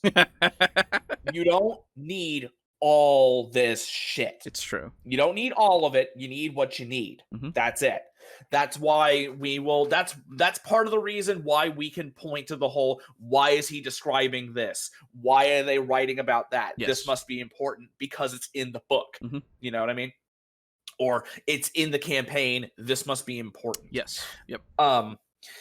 The thing is, when you are writing a story and you've got too much, you need to remove some stuff, but you also, even in the stuff that you absolutely need, you need to go through that anyway and make sure that it all connects seamlessly. Yes, it has to line up. So that everything has a strong follow through. Everything is consistent. Yes. So exactly. even if you have to kill a lot of darlings and you have exactly what you need, you may need to go through what you need and remove even more to make sure that everything makes sense and everything is consistent. Either that or add more to make it consistent, right? Like you have to do consistency. It is required. Unfortunately, like even if you're doing it off the cuff where it's a thing, I still expect that you're making a mental note or making a physical note that this is how this works now, because I've done it in the past of like, I don't know what the fuck we're doing. It works like this. Okay. We have to, it now works like this. This is how this works. Yeah. Because otherwise you're flippant and what's the point? Right? Yeah. Like, I'm sorry. What you said earlier was that inconsistency is the bane of stories. It's the bane of writing, yes. Writing, that's it. Yes. The way I imagine inconsistent writing is, imagine you are building a house of cards. Okay. You have a big inconsistency. Sure. Boop. Yeah, oh yeah. Absolutely. Everything just comes crashing down. It falls apart. There's usually a point where, and it's like, if there's a plot hole, like a minor plot hole that I notice, I'm like, okay, well, this is a plot hole. I don't really like it, but I will continue to suspend my disbelief, whatever. Sure. If there's another one, I'm like, okay, I don't like this. This should be really obvious here. Yeah. But once it gets to that point, I stop caring. Exactly, right? Like that's the problem. How are you supposed to be invested if you aren't maintaining that internal consistency, right? Because if things don't make sense, then anything could happen for whatever reason, right? Here's the thing. Here's an example that I have. Do you ever intend to watch My Hero Academia? At some point, yes. Okay. Okay. Have you seen any of it? No.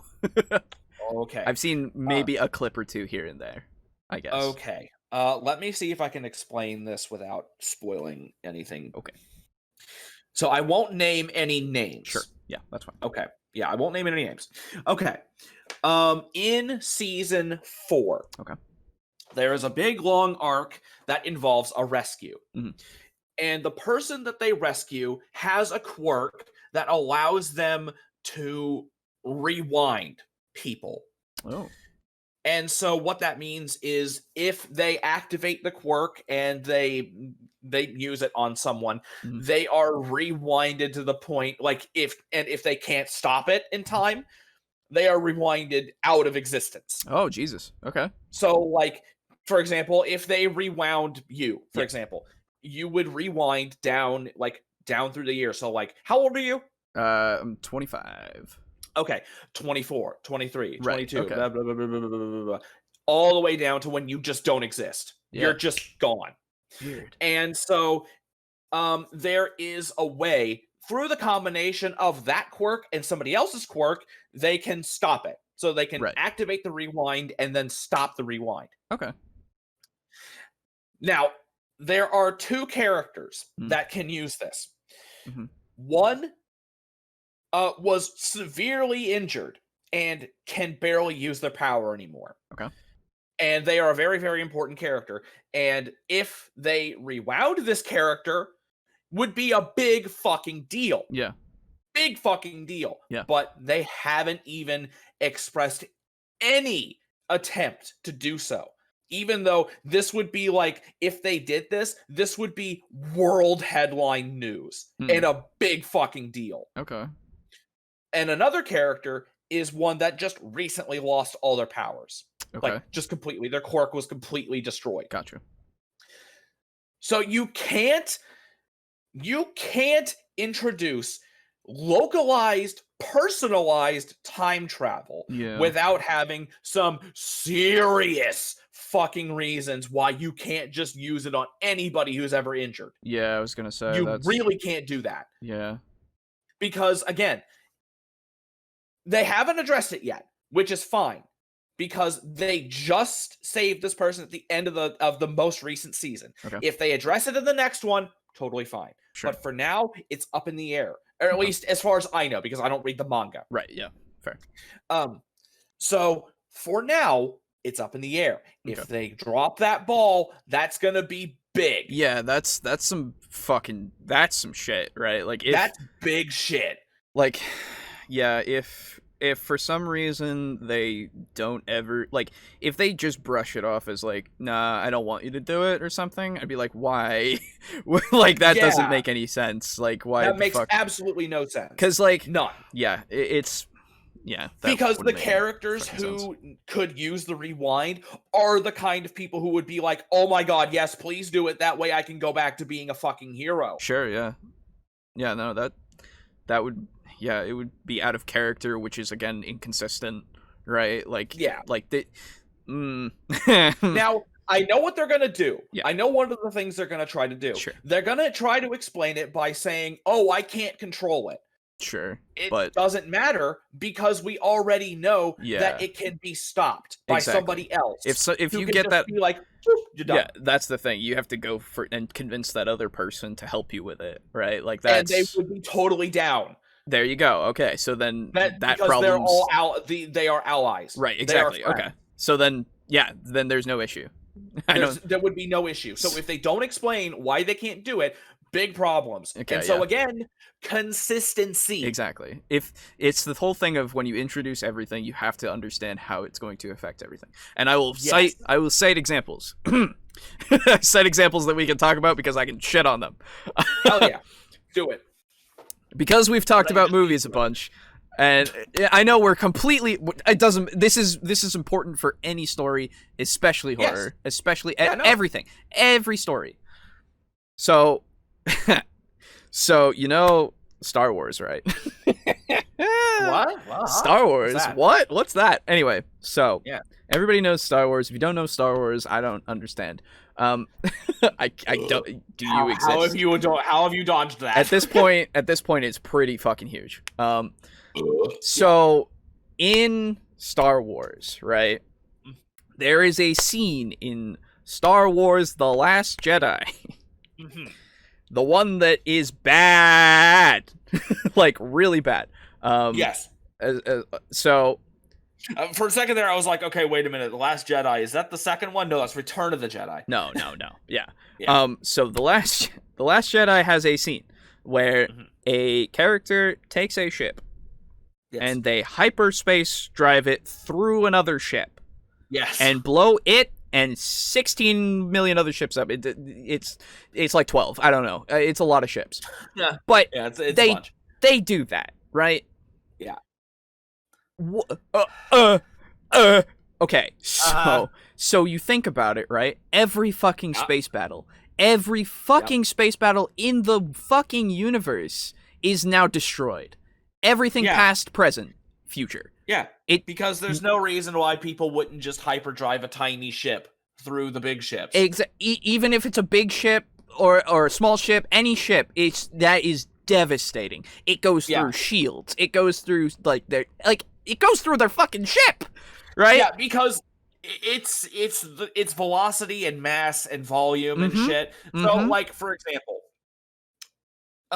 one of the reasons why you don't want the Flash's super speed if you didn't have the and here's the thing: we have to ignore the Speed Force. Sure. Yep. Because the Speed Force is the magic speed shit that protects him from physics. It's the bullshit. Yes. Yes. It's so if you have the speed of the Flash and you went to, I don't know, run to work, you would die. Yes. Oh God, yeah. Because if you were moving at the typical speeds that the Flash moves, you would be running into a mosquito would essentially equate to being shot in the head with a 50 caliber bullet. Exactly. Because of momentum and velocity and all those kinds of big science words that I don't care to fucking explain. We don't have our resident magic elixir mixer man. It is true, we don't. So I don't care to explain it. If you want to look it up, you can. Yes. But physics says that if you run at the speed of the Flash and you run into a bug, you're dead. You're dead. So if you have, and that's like, I don't know, what is that? Like, his typical running speed's like what, a couple 100 miles an hour or something like that. It's fast. It's not. Yeah, it's not that. It's compared to hyperspeed. Yes, that's nothing. No, exactly. Right. Like, and so when you accelerate a fucking, like, we'll just be generous here, a school bus. Sure. Like hyperdrive speeds, and you ram that shit down the ship's throat, it's dead. It's gone. There's nothing left. You just it's annihilated. There's not even dust. Like, and well, so probably dust, but you're right. But so again, and there are so many people out there who try to go, hey, what do you mean physics? Don't put physics in my Star Wars. And I'm like, shut the fuck up. What do you mean? Like, okay. Yeah. Like, in any this is going so far. So in any scenario, right? In any kind of story, in any kind of movie, anything like that takes place in anywhere, you see physics, right? Physics work. There's gravity, there's momentum, there is all this kind of stuff. That is consistent because we understand it and it is there. If it is gone, then I can go, okay, this is different, right? But space still works the same in that space movie as it does in real life. The planets that they live on work pretty much the same as it does in real life, right? So you can't go, why are you looking at this and going, this is why are you going into real world stuff for this? Because I would go, well, then what is anything like how does this place work? How do you explain that they are still on the planets? How do you explain that anything works? Okay, if you don't want to go into the fucking science of the big ships, okay, then how about you go into the science of the fucking pod racers that everybody loves? Exactly, like all this kind of stuff. Like there's still all the same shit. Yes, there's still science. It's thrusters, it's momentum, it's fucking inertia. Exactly, it's all that shit. Exactly. So you look at how the fucking things move as they're racing, and it's obvious to tell that it's working the same way. Right. Exactly. And so there is a problem with this whole hyperspace kamikaze thing, right? There's a problem here, and in the next movie, all they do is go, no, like, because literally someone says, oh, we should pull some Holdo maneuvers, which, by the way, she's named after it. It's fucking, oh god, because she's a bad character. It's a bad movie. Anyway, so they go, we should pull some Holdo maneuvers, that'll destroy a bunch of ships, and then they go, oh no, that's a 1 in a million chance. Well, now, Now let me first off point out that means that she was trying to run away or something. Like, what the hell? What, if that's a 1 in a million shot? Like, I guess it's The Force. It's so no, fuck that. It's so so fucking unlikely that her plan would work. That I guess yes, she tried it, but it's also like more likely that she would get away. So she was trying to run away, right? Yeah. First off. Second off, how is it 1 in a million when you point a damn ship at another ship and go faster than light? Yeah, and you just fucking run into that shit. And you just run into that shit and without any time to react. No, I need to. One more thing. Okay. In the fucking Last Jedi, they look at what she's doing. She turns the whole ship around. They're like, "Wait, what the fuck's she doing?" And then they realize it. In the movie, they go, "Oh, blow the ship up before she does the thing." And then she does the thing. And so that doesn't seem like a 1 in a million to me. My guy. Yeah, it seems like that's a fucking well understood thing. So let's entertain the thought of people arguing this is the first time it's tried. Bull fucking shit. Yeah, bullshit. Bull fucking shit. You can't tell me that some random schmuck in their fucking spaceship went yeah, it's basically a plane in space, but they go into their fucking plane in space, and then they are a bad person, and then they go, I want to destroy this fucker over here, and they try it. Like, you can't tell me that's not happened, or somebody else out of desperation has also tried this. Yeah. Right? So, like, the fact that it was never even considered before is ridiculous. What that's so. It's ridiculous, but before this was ever shown, it was never a possibility because it would completely destroy every battle ever. The Death Star, you just throw a fucking ship with a guy in it and it's gone. Yeah. Right? Like there's no reason why any space battle should ever even be fought. Ever. Yeah. No one wins ever. Well, right. I mean, the one guy who died, he didn't win. Yeah, they didn't win against him because he's dead now. He killed himself. But Yeah. So this is to highlight the fact that one little thing has broken everything in that universe, right? Always for space battle. Regardless, like, why is there a war? Like, how the fuck, like, the whole empire ever being a thing, the whole, like, it just breaks it to a point of, like, I can't believe that this is even possible anymore, right? Yeah. And this is a much bigger example of inconsistency to destroying something, but you can do that with something very small. Yeah.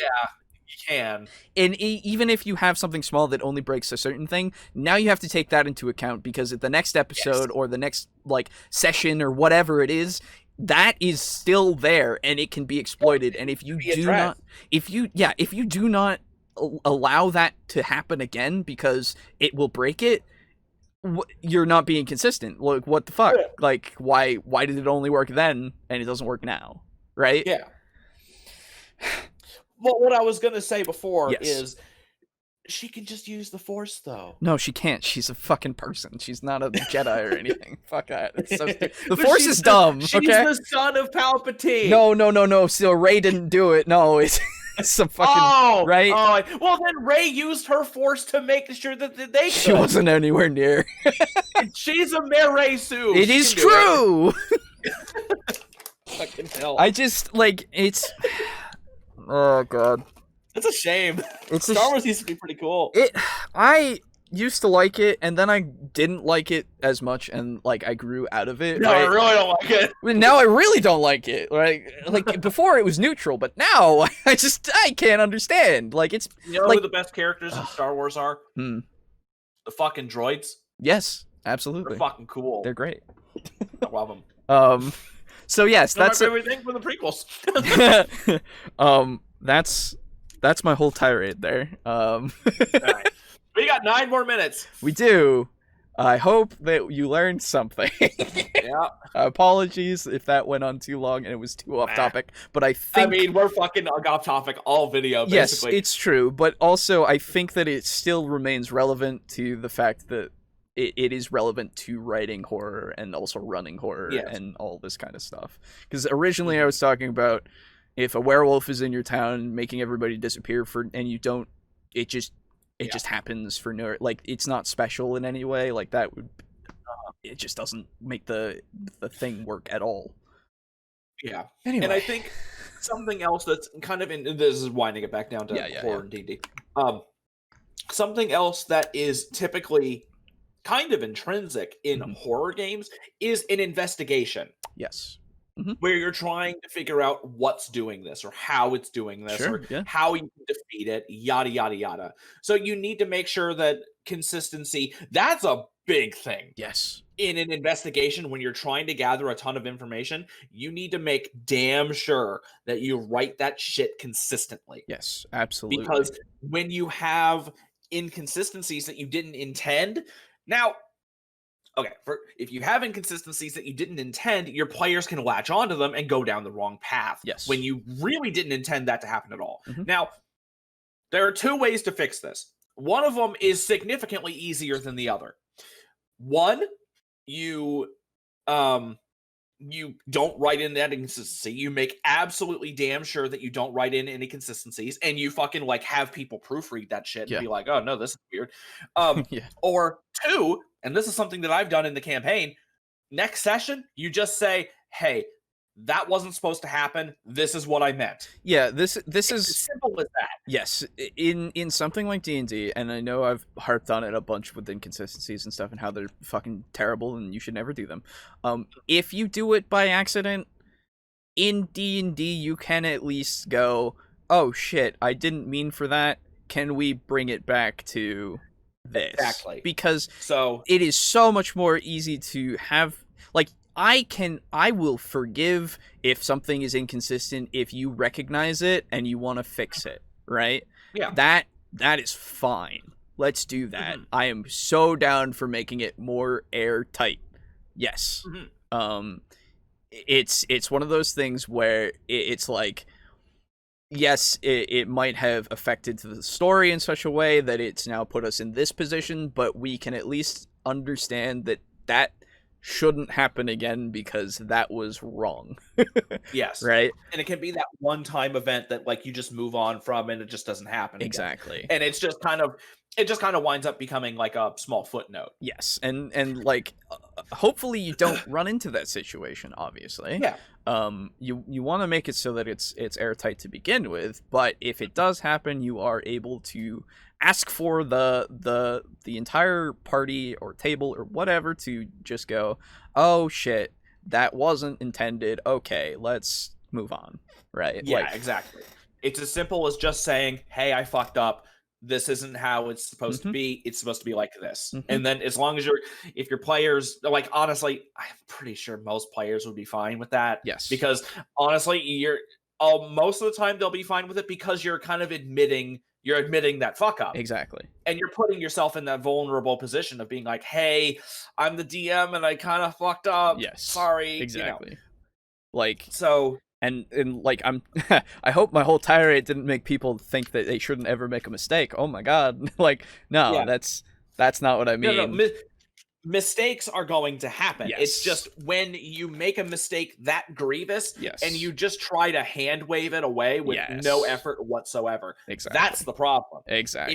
If you make a mistake and you own the mistake, you realize you've made it and you want to correct it, absolutely. Yeah. Because no one's perfect, especially not in D&D. Yes. And especially not in a much more sophisticated method of running D&D when you're having to run an investigation game. Yes. Which is hard. It is quite hard to do. Yeah, don't be like shitty Hollywood directors. Be like the good ones. Yes. Anyway, let's continue on. And that will totally fake people out. Like, when you say a complete truth, like, it's just a normal barrel. Be like, it's just a normal barrel. That's actually a lot of fun. Actually, I have just very quickly, Yeah. him talking and like it's a lie or it's a truth, but he's acting like he's lying. It's just making me think of that scene from L.A. Noire with the old man. Oh. They just took the tires. Yeah, That's all that was took. Yeah, with all the exaggerated fucking faces, so you know. It's great. Yeah, that's just making me think of yeah, that. because like with that example, I now see what he means, and I'm like, I don't know about that. Yeah, no, it's kind of. It's a little. I press X to doubt immediately. Because but not because it's a lie, because I doubt what he's doing, you know, like, why are you doing that, man? Very weird. had moments in my games where I've delivered something like this, and I describe everything in the room really creepy, and then I kind of decided I maybe went a little overboard with that because we just spent an hour in a room that had nothing in it but a journal that they needed to find, and they found the journal, but then they were afraid of everything. This is how you find the moment of revelation. Yeah, that's because funny. when you're using the uncanny and the unknown, you're ratcheting up tension until it reaches a boiling point. This is the point where the players are utterly and completely paranoid. If the players are checking out everything in the room, if they seem afraid to go around every corner, if they're making perception checks to look at every little thing in the entire world because they're so afraid, this is your time to strike. This is paranoia. This is the moment of terror when you can maybe deliver one more fake out to them, but then you gotta hit them with the real terror. You know you've reached the point of revelation when the feeling of terror is palpable. The players are paranoid and they're convinced something is out there. They're searching everything and they see threats where there are none. It's a beautiful moment, and it's something that's really what you're striving for when you're going for a horror setting, is getting your characters to the point where they're anticipating something horrible around every single corner. Okay. And then when you deliver it, that may seem like it's obvious, but that's what everybody's waiting for, and it's still going to be a great payoff. You may be really... Yeah, I mean, yeah, it can be. Yeah, absolutely. Yeah. As long as you don't fuck it up. Yeah, I was kidding. Like you walk into the room and the vampire proceeds down the stairs and he fucking trips and falls. It's just yeah, no, there's something to be said though of getting to that point and like relieving the tension in such a way that they don't expect when the actual thing comes, right? Mm-hmm. It could be like they see things in every corner and then they encounter something and they defeat it, right? And then the actual thing comes, right? Mm-hmm. I feel like that's also pretty effective. Yeah. It just depends on how it's done, I guess. Yeah. Can you tell that my voice kind of hurts now? Yeah, and it's also a thing of making sure that it's a kind of a consistency thing. Yes. So like the example that I'm thinking of here would be, you're doing your shit and you find the thing, you defeat it, and then the bigger thing is coming. Yeah. You need to make sure that the small thing is capable of doing what could be construed as a big thing. Yes. So, for example, if you're doing your thing and you it's a Chthonian. Sure. It's a big Chthonian, and if you don't know what a Chthonian looks like, it's a big tentacle worm, basically. Yeah. So you need to make sure that the small one that you're going to be running into is capable of doing whatever the big one is capable of. That way people are like, oh, it's like this big giant worm monster. Yep. And they fight the little one. It's like, oh, we took care of the giant worm monster. It's like, that wasn't the giant worm monster. What do you mean? Right. It like leaps up exactly through the soil like a fucking whale and shit. And you need to make sure, again, consistency, you need to make sure that they are both capable of doing the same stuff so that way they can be fooled. Yeah. Oh, absolutely. Like, that's my intention with the secret werewolf in my thing. Yeah. Where like if they go and they find a body or something when they go into the woods to investigate, because I assume they will, to try to find bodies and stuff. If they find the Wendigo's lair, basically, like they'll be claw marks and stuff on the flesh and rotting meat and stuff, you know, all like and like all this kind of just evidence of a werewolf type attack, because it has claws the same way, you know. It's going to be kind of in a cavern, not cavern, but like a cave kind of thing. You know, it'll have these hallmarks of it being somewhat of a predatory kind of thing. And then if they pursue trying to look into this guy and find out that he's a werewolf, then they go, oh shit, he was going into the woods all the time to go and chase these guys into his little lair in here, and he's been killing them and eating them, or you know, all this kind of stuff, you know. Dickhead. And then and then they go and they fucking confront him or kill him or whatever, and then it's like, or they find that he is dead, and or they find that he is dead, or they find that he has been like taken, right? Yeah. Like, you know, like at that point it's just like, jump that fence. Yeah, exactly. It's just like, you know, oh. Yeah. But it's totally plausible that it could have been a werewolf, right? Like, that's the because thing. they do similar shit. Exactly. The only thing, of course, that I'm gonna use to throw them off is like the mimicry thing, because then it would be like, well, how the fuck is he doing that? And then maybe they'll rationalize, like, maybe he got a magic thing, right? To sound like other people, right?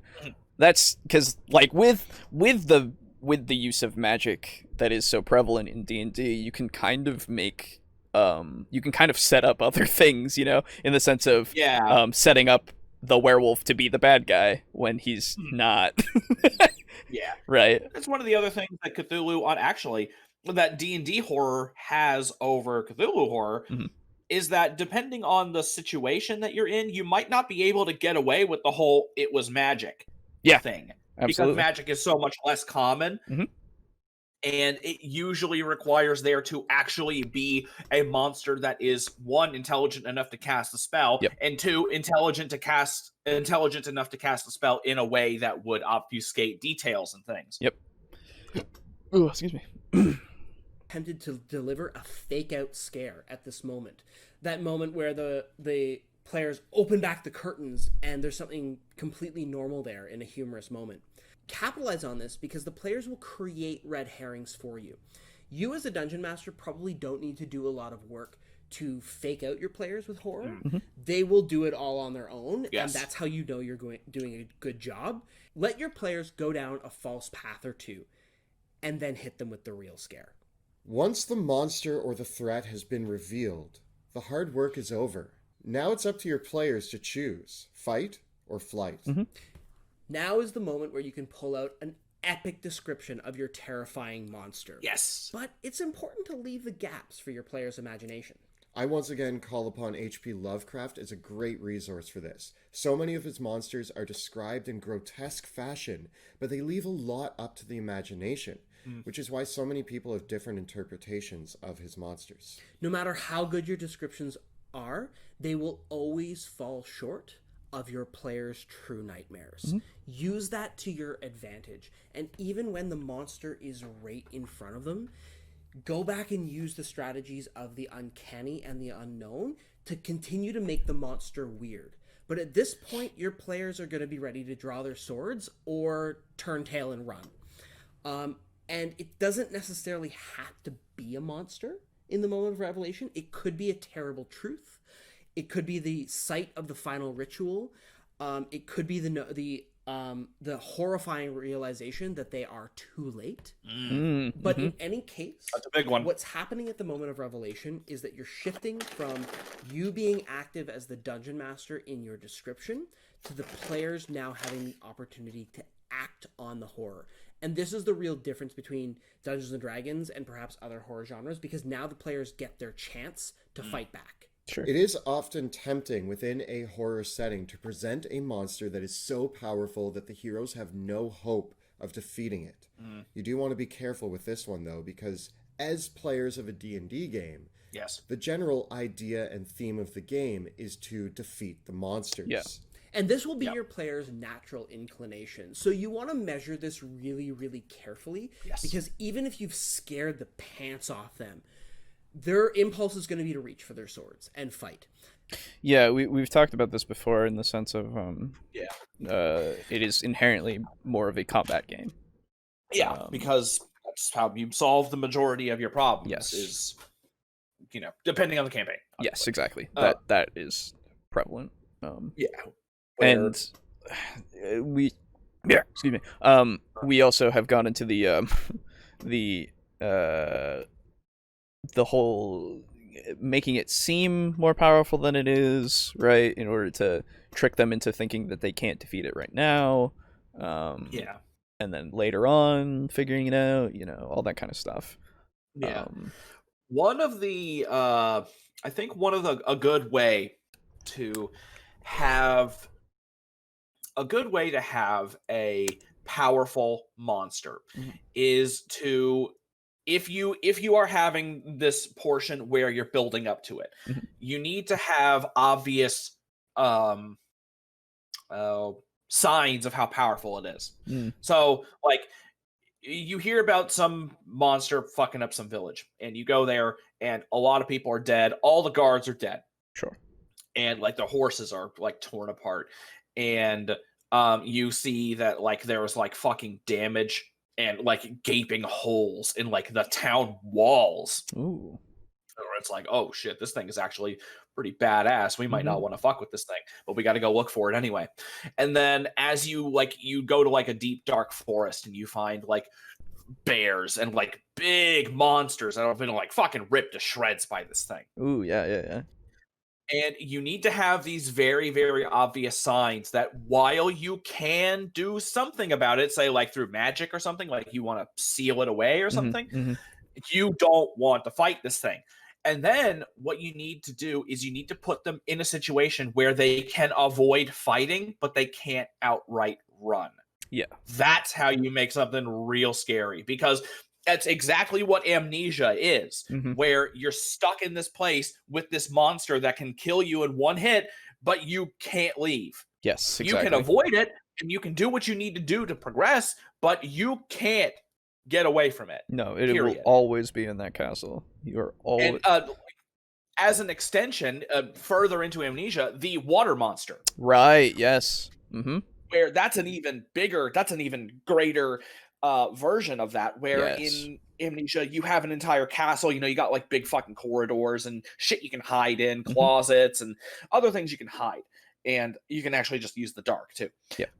But there is a portion of Amnesia, The Dark Descent, where you are going through hallways and some chambers that are flooded. Yeah. And there is an invisible water monster that's like stomping around in the water, and when you are in the water, it will come right up to you, loud as hell, and fucking start shredding you to pieces. Yeah. The only way to avoid this monster is to be out of the water, and so you have to stand on boxes and barrels and all sorts of other things that you can throw into the water and like stand on so that it doesn't come and kill you. However, there are portions of the level where there are no boxes to stand on, and your only recourse is to throw hunks of dead corpses into the water to distract it, in order for you to be able to move through the water without it just coming directly for you. Exactly. And so you have the situation where there's this powerful monster that you can't fight, but you can't just run. So you're forced to be in close proximity to it, and that's how you can really make some great tension. Absolutely. Yeah, they did that again in Soma. God. No. They did like the actual, like the same water monster thing in something else. I think it was The Evil Within. They had the first one, which is not the good one. But I hate those games. The second one's better, at least. It's better, but it's still not really all that good. I think it's all right. I'll tell you one thing, man. I fucking hated the first one. Oh yeah, that's fair. It's not that great. God. It's not that great. Really it had some ideas, though. Yeah. Anyway.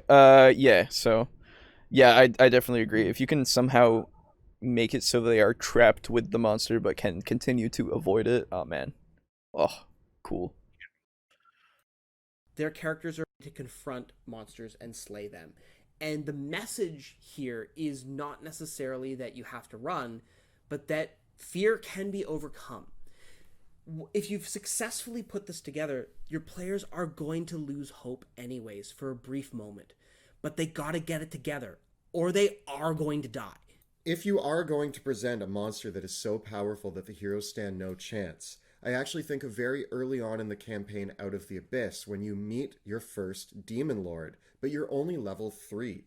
Holy fuck. It's a very dangerous moment, but the storytelling of this episode builds up to this moment. And when the creature appears, it's smashing buildings, it's killing people on a whim. There's people dying all around them.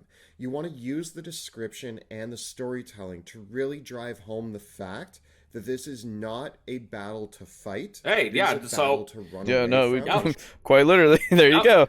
Hey, Yeah. good job, wizards. You did it before us. Yeah. Woo. And trying to survive the natural disaster elements that are occurring. This will be an adrenaline-filled moment. And one of the real tricks of good horror is making it look like the heroes are almost certainly going to be, but they survive. Going to be what? They have to make great sacrifices. Did you? Maybe I didn't hear that sentence properly. Yeah, I think... Okay, let's bring it back. I think he means going to be killed? Maybe? I don't know. The telling of this episode builds up to this moment. And when the creature appears, it's smashing buildings, it's killing people on a whim. There's people dying all around them. You want to use the description and the storytelling to really drive home the fact that this is not a battle to fight. It is a battle to run away from and try to survive the natural disaster elements that are occurring. This will be an adrenaline-filled moment, and often one of the real tricks of good horror is making it look like the heroes are almost certainly going to be, but they survive. Oftentimes, they... I guess killed. Okay, so, going to die. Yeah. That's what I imagine what he meant to say. Yeah, or going to be killed. Yeah, okay. Okay, I'm glad that wasn't me. I thought I had a stroke there. It wasn't just you. Don't worry. Yeah, very missed a word there, Brent. Going to be what? Have to make great sacrifices and accept terrible consequences to do so. And whether or not the heroes are going to defeat this monster or have to run away from it, playing on those elements and having the players make a terrible sacrifice is a great way to have the horror leave a lasting scar on the situation. If the players have to run away, what do they have to give up in order to get away? If they're going to defeat the monster, what do they have to accept as a consequence for being able to do so? That makes everything leave a lasting impact, even when they win. I will also say, as a DM, be forthcoming with the intentions of your campaign setting. Yes. I'm preparing to run Out of the Abyss shortly, and I actually sat down with my players and said, in the upcoming campaign, you're going to need to think of things a little bit differently. There will be a lot of moments where you have fight or flight, and flight is actually a very reasonable reaction to have, and I want you to be smart about the encounters you're going to have. I would say, honestly, at this point, it needs to be stated more that flight is always an option, you know? Because it's... not everything has to be a fight to the death. Right, exactly. Like, this is something that a lot of people need to do with monsters that are encountered, as well as just people, like bandits and shit. Like, morale is especially people. Right, especially people. Like, people don't want to die. Literal animals have self-preservation instincts. Yeah. Like monsters would too, I would imagine. Like, the only ones that don't would be undead, unintelligent undead, and constructs. Sure, and that's like the other reasons, you can make reasons happen where they want to continue, like killing a mate, right? That's a big thing that usually makes it so that they want to kill the fuck out of you forever, right? Like, even so, sometimes they can retreat from that, but like, you can make it so that they will fight to the death, but more often than not, I feel like fighting to the death is not an answer for the encounters that are placed, you know? Mm-hmm. I understand get like. This is the other thing with like XP and stuff. You give them the same XP and all that shit. Like they're not gonna get the loot, I guess, but even so, But they're alive. Yeah, they're alive. They won. They get the XP, and maybe even they pursue, right? And you can lead them somewhere, you know, lead them to more, or lead them to some sort of revelation in itself, or information, or something, you know. Use it more as a tool, or even make it certain that people are aware that fighting is an option, but running is also an option for them too. You know? Yeah. Like, and that's why I say, like, with encounters to do that, so that they can see that other people do that too. Right? Just because they're exceptional doesn't mean they're invincible. like, yes, they're practically gods, but I mean, let's think about it for like a second. I think one of the other problems with running is that a lot of times you will run into the issue of having an uncoherent what the hell am I trying to say here? Incohesive, there we go, an incohesive party. Mm-hmm. Where some people will be like, oh shit, that thing is dangerous, let's run. Mm-hmm. And then you have some people who are like, nah, man, I can take it. Let's fucking do it. Mm-hmm. And then if one side runs, then you have people who didn't run get angry at them, and if they have to fucking stay and they all die, you get angry at the people who do that. So you need to make sure that your party is actually willing to do that, and not just the players, but also the characters, because the characters might not be willing to run. You might have a paladin who's like, no, running away is a shameful action, and I am a knight of the empire. You know, sure. That kind of dumb shit. Well, that's the thing, right? Like, that comes into character interaction. You have to make sure that you give them the ability to interact together so that they understand each other, so that they can make those kinds of plans together. Right? Yeah.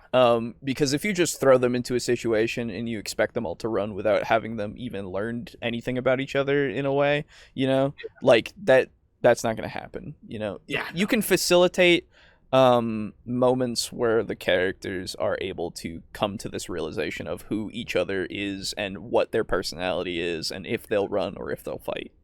You know? So, yeah, it's one of those things. There absolutely should be encounters that the players cannot win. That's part and parcel for running a good horror adventure. But you do need to be measured about this. When the players fight their threats directly, it will make them feel less afraid. They will overcome it, and this is actually part of the magic of horror, is that it does kind of teach us that we don't have to be afraid of everything in the real world.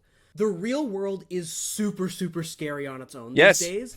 And it is worthwhile to have a little bit of escapism when we can actually defeat the monsters and the demons that are lurking in the metaphorical darkness of the worlds of Dungeons and Dragons. Perfectly okay. It's a wonderful feeling. But leave that lasting impact, because true horror never dies. The Lich will rise again. Well, the dead will always burst forth from their graves. If there's a Lich. That lingering feeling at the end of horror, was your sacrifice and bravery enough, is a great way to add a horrific element to the conclusion of a horror story. Sure. Yeah. It starts the great cycle once again. It's important to space these things out. Give your players a chance to return to the normal world. Yeah. To see the impact of the changes that they've made. But always have that next monster lurking in the darkness. So this has been our discussion on horror in... Okay. Yeah. Pretty good. Yeah, no, it's a good video. Only like 2 times where we like, Yeah. Mostly it was just the whole describing everything as a corpse. Yeah, exactly. And I would say, just as a footnote for the, there should be some encounters that cannot be won. I don't necessarily agree. I feel like if they're inventive enough, or you know, all that kind of, like, they figure out a way that's really cool, like, let them have it, you know. I mean, But obviously that'll take it'll fuck up everything probably in the sense of like what you've planned, but that's the thing you got to deal with in role-playing games, right? You got to understand that your plans are never going to go A to B to C. You remember that time I had a summoning circle and you throw a fucking bullet in the fire? Yes, I do. Asshole? Yeah, I did. And you got fucking killed all my cultists? Yeah. Next time I need to make sure there's like 40 cultists, not 12. Yeah. Right. Hey, man, I wanted that. Armed with fucking assault rifles. Yeah, man, I just wanted it to stop so that they didn't summon whatever the fuck was summoned, you know? And I was just... know, but they were gonna summon it. It was gonna kill them and then go wander off, and then you had to deal with it later. No, that's fair, and like maybe I didn't want it to wander off. You know? But that's what I wanted. Yeah, well, you know, you don't get what you want. Yeah. I'm actually kind of tired now. Like, I'm beat. I had moments of passion to such a degree that I have fucking tired myself out. Mostly because of fucking Star Wars. Mostly because I hate current Star Wars. Writing bad when it bad. Anyway, that's gonna do it for us. I had more that I had prepared just in case, but we're good. That worked out good. Very well. So yeah, thanks for watching, thanks for listening. Hope you enjoyed. Everything's in the description for links and stuff. Please check them out. As well as continue to tune in every Friday at 4 p.m. Eastern Standard Time on our YouTube channel first for your daily dose or your weekly dose of us, as well as again on Mondays at 12 p.m. Eastern Standard Time, as well as Devils and Dice on our YouTube channel only at 4 p.m. on Wednesdays. That'll be coming up real soon here. Thankfully I've already uploaded it and stuff, so I don't have to worry. Hey. But yeah, I think that's everything. I think we're good. Yeah. Yeah, I think that's it. Cool. Right. See you next time. Yeah. Bye. And maybe next time we'll have Aiden. Yeah, well, we'll see. The ritual is kind of hard. We'll see. Yeah. Need a new corpse.